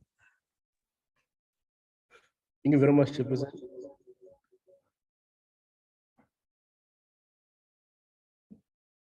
Thank you very much, Chairperson. Again, let me congratulate RTMC for an unqualified audit with no findings. Well done on that. And also, just to also give some sort of, we also have to acknowledge when good things are being done. The DLTC that we established in Midrand at the Gautrain station, the service that is being provided there, the way that those people are taking care of our citizens, and the way that they take pride in what they do, they are actively redefining how we interact with government services and with civil servants. And the way, the efficiency, and the way that they ensure that everything that has and needs to be done is done correctly. So we applaud you, and it's good, but it's only just one station Perhaps if you can just use that as a springboard and transfer all of that and all of that passion, all of that service with pride, all of that taking pride in what you do, and the act of service that civil servants are doing. It's a moment of pride that we pride ourselves with. So congratulations and well done on the excellent service that you provide at the Gauteng DLTC Midrand thingy. Jumping right into the report, if you go to program 3, slide 14, I have a serious problem with these targets. You have 100% attained these performance targets, but let me put things this way. You say here that all fraud and corruption complaints have been investigated and closed. That's it. You say has been investigated, but you don't say whether they have been completed. Has there been any prosecution? Has there been any arrest? What happened? And then again, you go back and say 160 self-initiated fraud and corruption cases were also investigated. Again, you say 100% target met. It's like saying that, it's like me saying that I'm going to go to the shop and I need bread, but I just go to the shop and come back and nothing. Yes, I've met the target 100% because I went to the shop, but did I get what I wanted to get at the shop? No. So these targets, and this is my recommendation to the board and also to the executives that are listening. We can't want to see, you can't want to see 100% attainment of target or targets being met, but when you look at the metrics which are here, they just don't make sense. You investigated, then what? As I said, prosecution, arrest. Has there anyone that's been fired internally? What is happening? And I am making a strong case that such needs to be changed. And then secondly, if you move again to slide 15, program 4, you say that there has been 120 learners license testing centers which have been digitized. And then you also say here that you've met this target. It's 100% you've achieved this thing. But you know, we did an oversight in the Free State. I think it was last year. We walked into a DLTC facility, which was also recently digitized. And I think in the center, if I'm not mistaken, my colleagues can correct me, there were about 8 computers which were there. And out of the 8, unfortunately, only about 2 of them were functional. But in terms of the way you are reporting here, even that DLTC there in the Free State, you would say that it's a target which has been met 100%. And I'm saying to you, we need to change the way that we set our metrics, and we must not only actively push to say that we've made this target, but what is the value that we're extracting from that thing? Yes, it's good that you are digitizing and you are moving into the digital space and making this service to be digital. That's good. But how many of these 120 testing centers at any given point in time are performing at 100%? And also, what is the downtime of all of them in terms of you fixing these things? You see, the more you do well, the more you're also inviting problems. Just merely by just being in South Africa now, you know that we don't have electricity at any given point in time. Currently, the NC government says that we must use electricity. We must take turns using electricity. We must borrow each other time to use electricity. Now, the issue is, at any given point in time, you can't be operating at 100%, especially when we're having load shedding. Now, what are the mitigating processes that you have where you have digitized the system, there's no power? Do you have any backup generators in the facilities and all of those things? If you move again to program 5, slide 16, I think you touched on this, but maybe I just want to understand. When you say that you've reviewed the the salary scale and salary normalization, what are you saying? Are you saying that there were employees which were perhaps maybe not being remunerated correctly in line with what is recommended? And if yes, can you also give us details of that? And then you've also improved the group risk benefits. What are you saying here? And then we move along to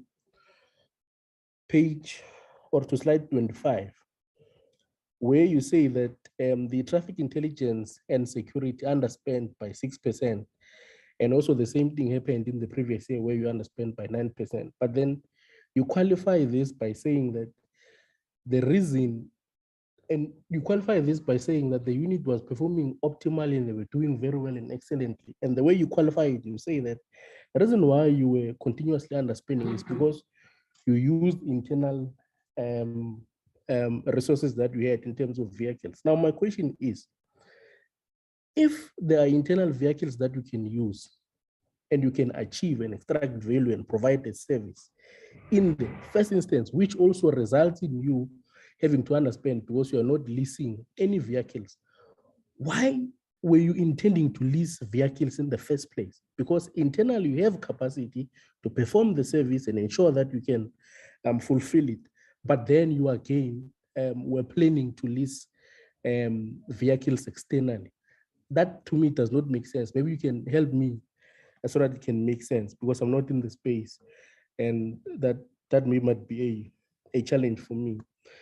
And then if we move on in terms of the audit risk committee, perhaps this is one of the things that contributed to you getting a clean audit, because I see that you took some effort and real effort in ensuring that you do good work here. And the way that the audit risk committee was continuously making sure that they do due diligence and making sure that we are compliant, which contributed to your clean audit. But now here is the issue. You say that there were 4 scheduled meetings of the audit and risk committee members. And then there were 4 special meetings. Now, my question is, are these at board level or are these at executive level? If these are at board level, board meetings carry costs which are associated with. And if there are 4 scheduled committees which needs to be held, and especially for audit risk committee, and then you have outside of that 100% spike in terms of unscheduled or special meetings, that has a negative impact in terms of expenditure. Of course, this is on the assumption that this audit and risk committee is at board level. But if it's at executive level, obviously that means the cost can now be attributed internally, and therefore you don't have to incur any cost there. And the irony would be, if this is at board level, we are doing so well. The people that are policing and making sure that you don't that you comply with your finances are the ones which are actually making you, or are potentially exposing you to the risk of you not complying. But obviously, as I said, if these are at executive level, then there is no issue. But if these are at board level, then I think maybe there's something that we can explore there and see. But nonetheless, again, congratulations on the unqualified audit with no findings. And also, again, on your mid-range Gautrain station PLTC, which is doing well. Someone might say that it pains me to say this, but it doesn't. It's a good thing and it shows progress. Thank you very much. Honorable Pitt May. Thank you, Chairperson. I would like to ask a question about the renewal of driver's licenses. What is the situation of a renewal of driver's licenses, especially in smaller towns where there's no pick and place or big business? Why can't driving schools not given permission to renew licenses? Then I've mentioned the name of a DLTC in Yobatina in the Eastern Cape many times. It was closed last year in February. The manager ignored the instructions from the inspectorate and he closed it. But they start to renovate it in February this year, but I visited it about 2 weeks ago, and we hope it will be open by January next year. Thank you. Thank you. Thank you, Honorable Pete May. Honorable Shabangu. Chairperson, thank you very much. We must always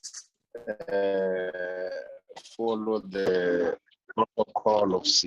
Let me take this opportunity to congratulate the two advocates from Free State for mission well accomplished. Keep it up, guys. You have achieved a clean audit. Honorable Mabena has just taken all of the questions that we wanted to ask. But I've got only one question to ask from you. Last year during COVID, you had a very serious problem of issuing licenses. And you ended up extending the period of renewing licenses.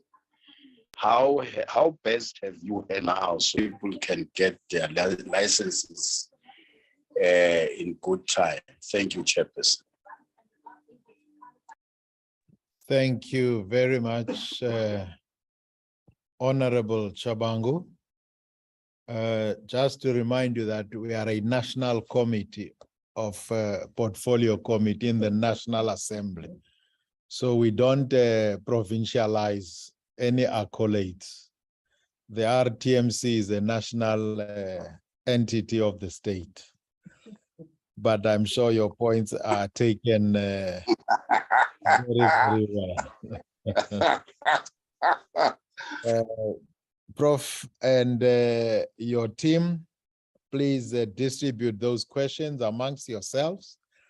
Those that you can, those that are comments, you will note them. If there's anything you can't respond to, you will indicate when.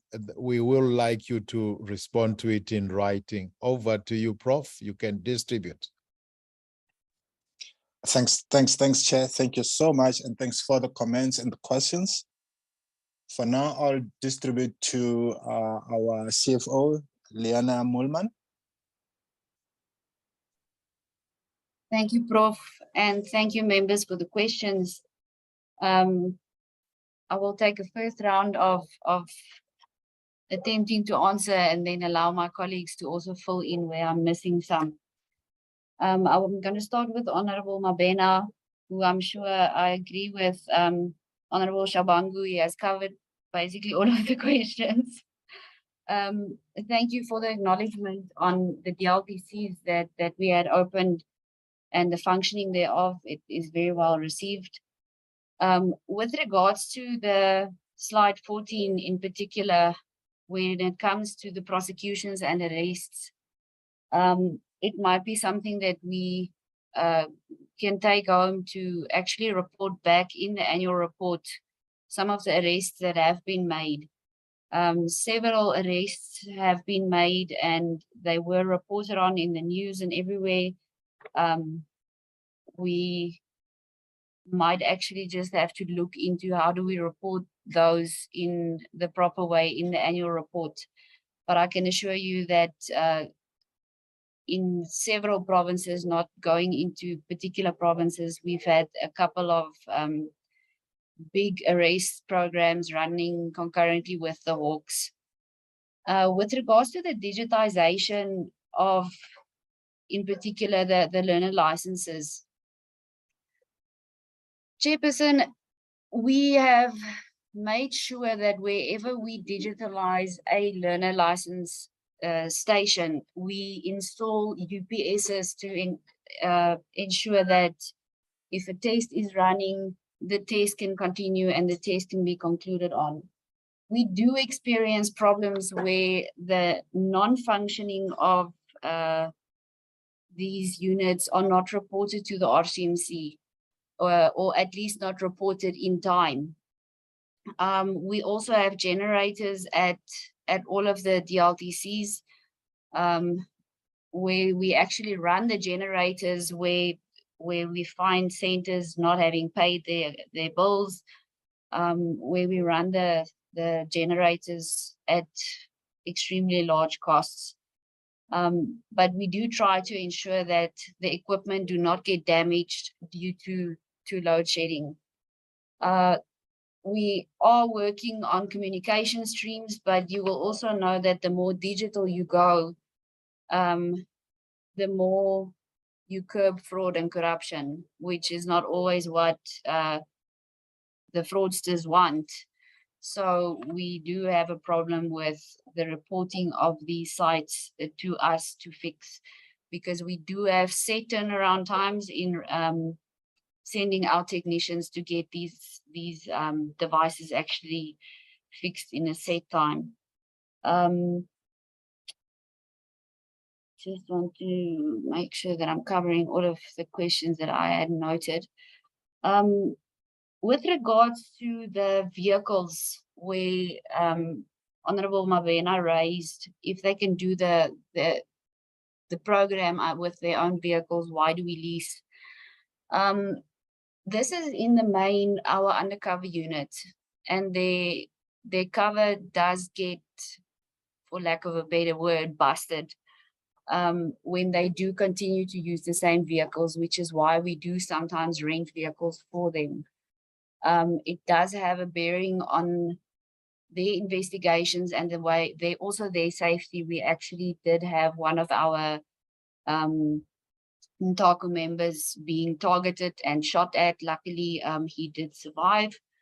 But that's the main reason why we lease them vehicles, is to try the exposure to them in their personal capacity limited. The one on the question that Honorable Mabena had asked on the audit committee meetings, these were at committee level. However, it didn't have a bearing on the cost, because our audit committee is being paid a retainer fee. The reason for the additional meetings that we had was workshops that we held on risk, as well as our funding model, to ensure that the audit committee is on the same page as we are when it comes to the funding model and what we want to roll out. So those were more on a workshop basis, and also to address audit findings. Are there better ways to perhaps respond to these? But it didn't have a bearing on cost and increasing the cost. Just trying to see what have I missed.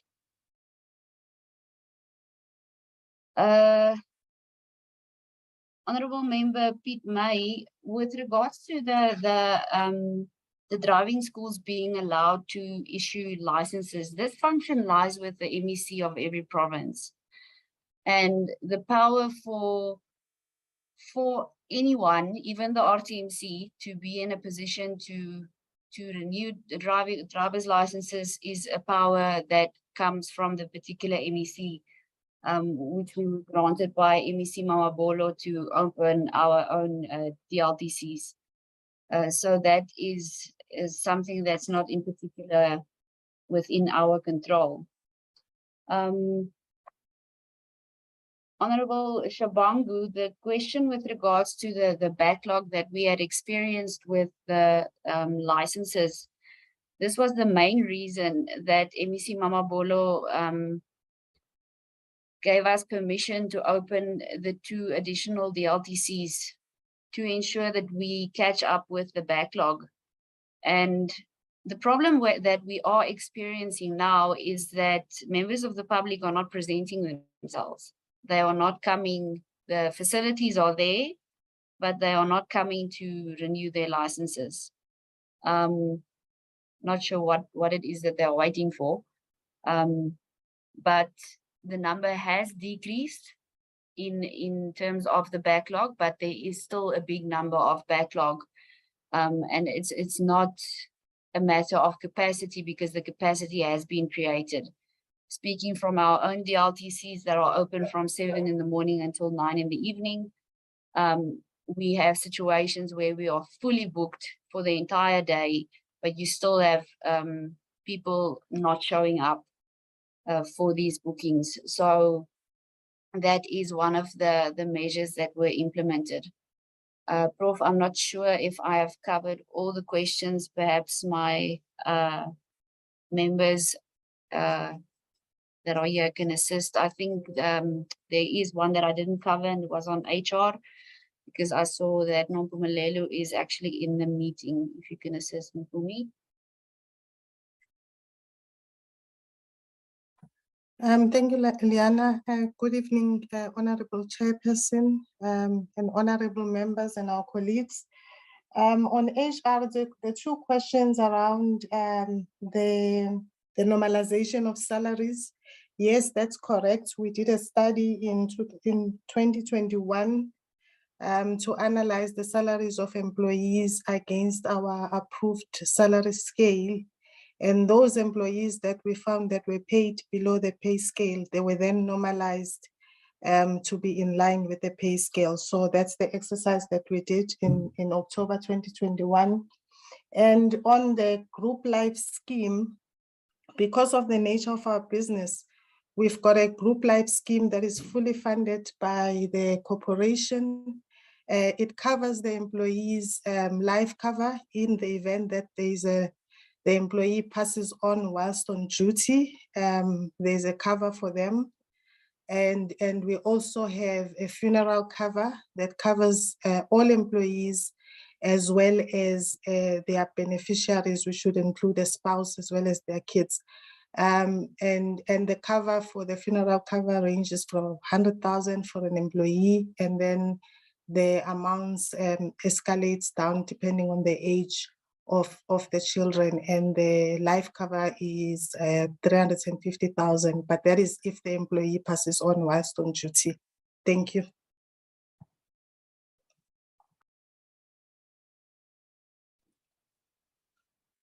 Thanks, Chair. Yes, Prof, you may wrap up. Thanks, Chair.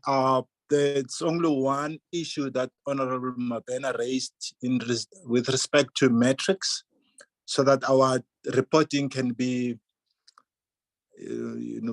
comprehensive, and we'll take note of that, so that in future we use pertinent metrics to make our reports to be very, very explanatory on their own, without anybody making a follow-up to explain what is entailed on the report. Thank you, Chair, and thanks to the honorable members. We have taken note of the comments and also the applauding that we got, issues of the DLTCs, the experience at the Gauteng station, and we'll also, in our report that we need to do regarding the fraud cases, I will appeal to the executive that we also include our experience of the other DLTCs that people are using already, and to explain to the honorable members what's really happening there. On behalf of RTMC, I really would like to say thank you for the opportunity and the guidance that we have received so far. I thank you. Thank you. Thank you very much, Prof, to you and to the team. We do, however, having appreciated and didn't want to make it an issue, especially when it's a health matter that the CEO had to consult a doctor. We wish him well, and we really always wish to see either the board chairperson and the CEO in such interactions, but we do understand. As I said, we did accept the apology of the chairperson. Thank you so much for your time and the effort to the whole team. And also the whole committee joins what was said by the colleague about your achievement. Although it doesn't reduce the number of people who die on the roads, which is the primary outcome we would like to see, but it does so that there is prudence and due diligence in the stewardship of the public purse that you are holding, which I think it's something to be commended, as long as it doesn't make us forget that our main purpose is to save lives on the roads, which I know you are seized in doing to the best of your ability. We do thank you and hope that we can see more of those pockets of excellence that were mentioned of the DLTCs being in other provinces, especially the poor provinces or the provinces where people really need these services. But we commend what we see, and thank you once more. Do extend our appreciation to the whole executive team and to the whole board. Thank you so much, Prof. I then come back to our in-house issues colleagues.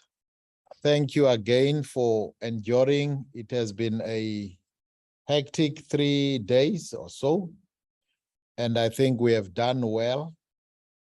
May I remind you that we have still some outstanding minutes that are ready. If I would implore you to go through them, we will look at them next week, Tuesday, when we meet.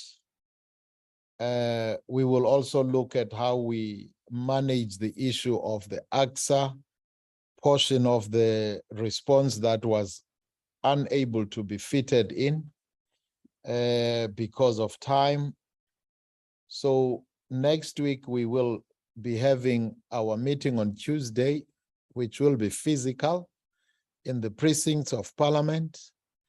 And please do make your traveling arrangements on time, as flights to the Western Cape, Cape Town are quite scarce. Further details will be sent to you by the Secretariat. Before I adjourn the meeting, may I check with the Secretariat if there is any announcement or something that I could have missed? You've covered everything, Acting Chair. Thank you very much. On that note, colleagues, thank you once more for your indulgence, and the meeting stands adjourned till next week, Tuesday. Goodbye and good night. And the chairperson, long live.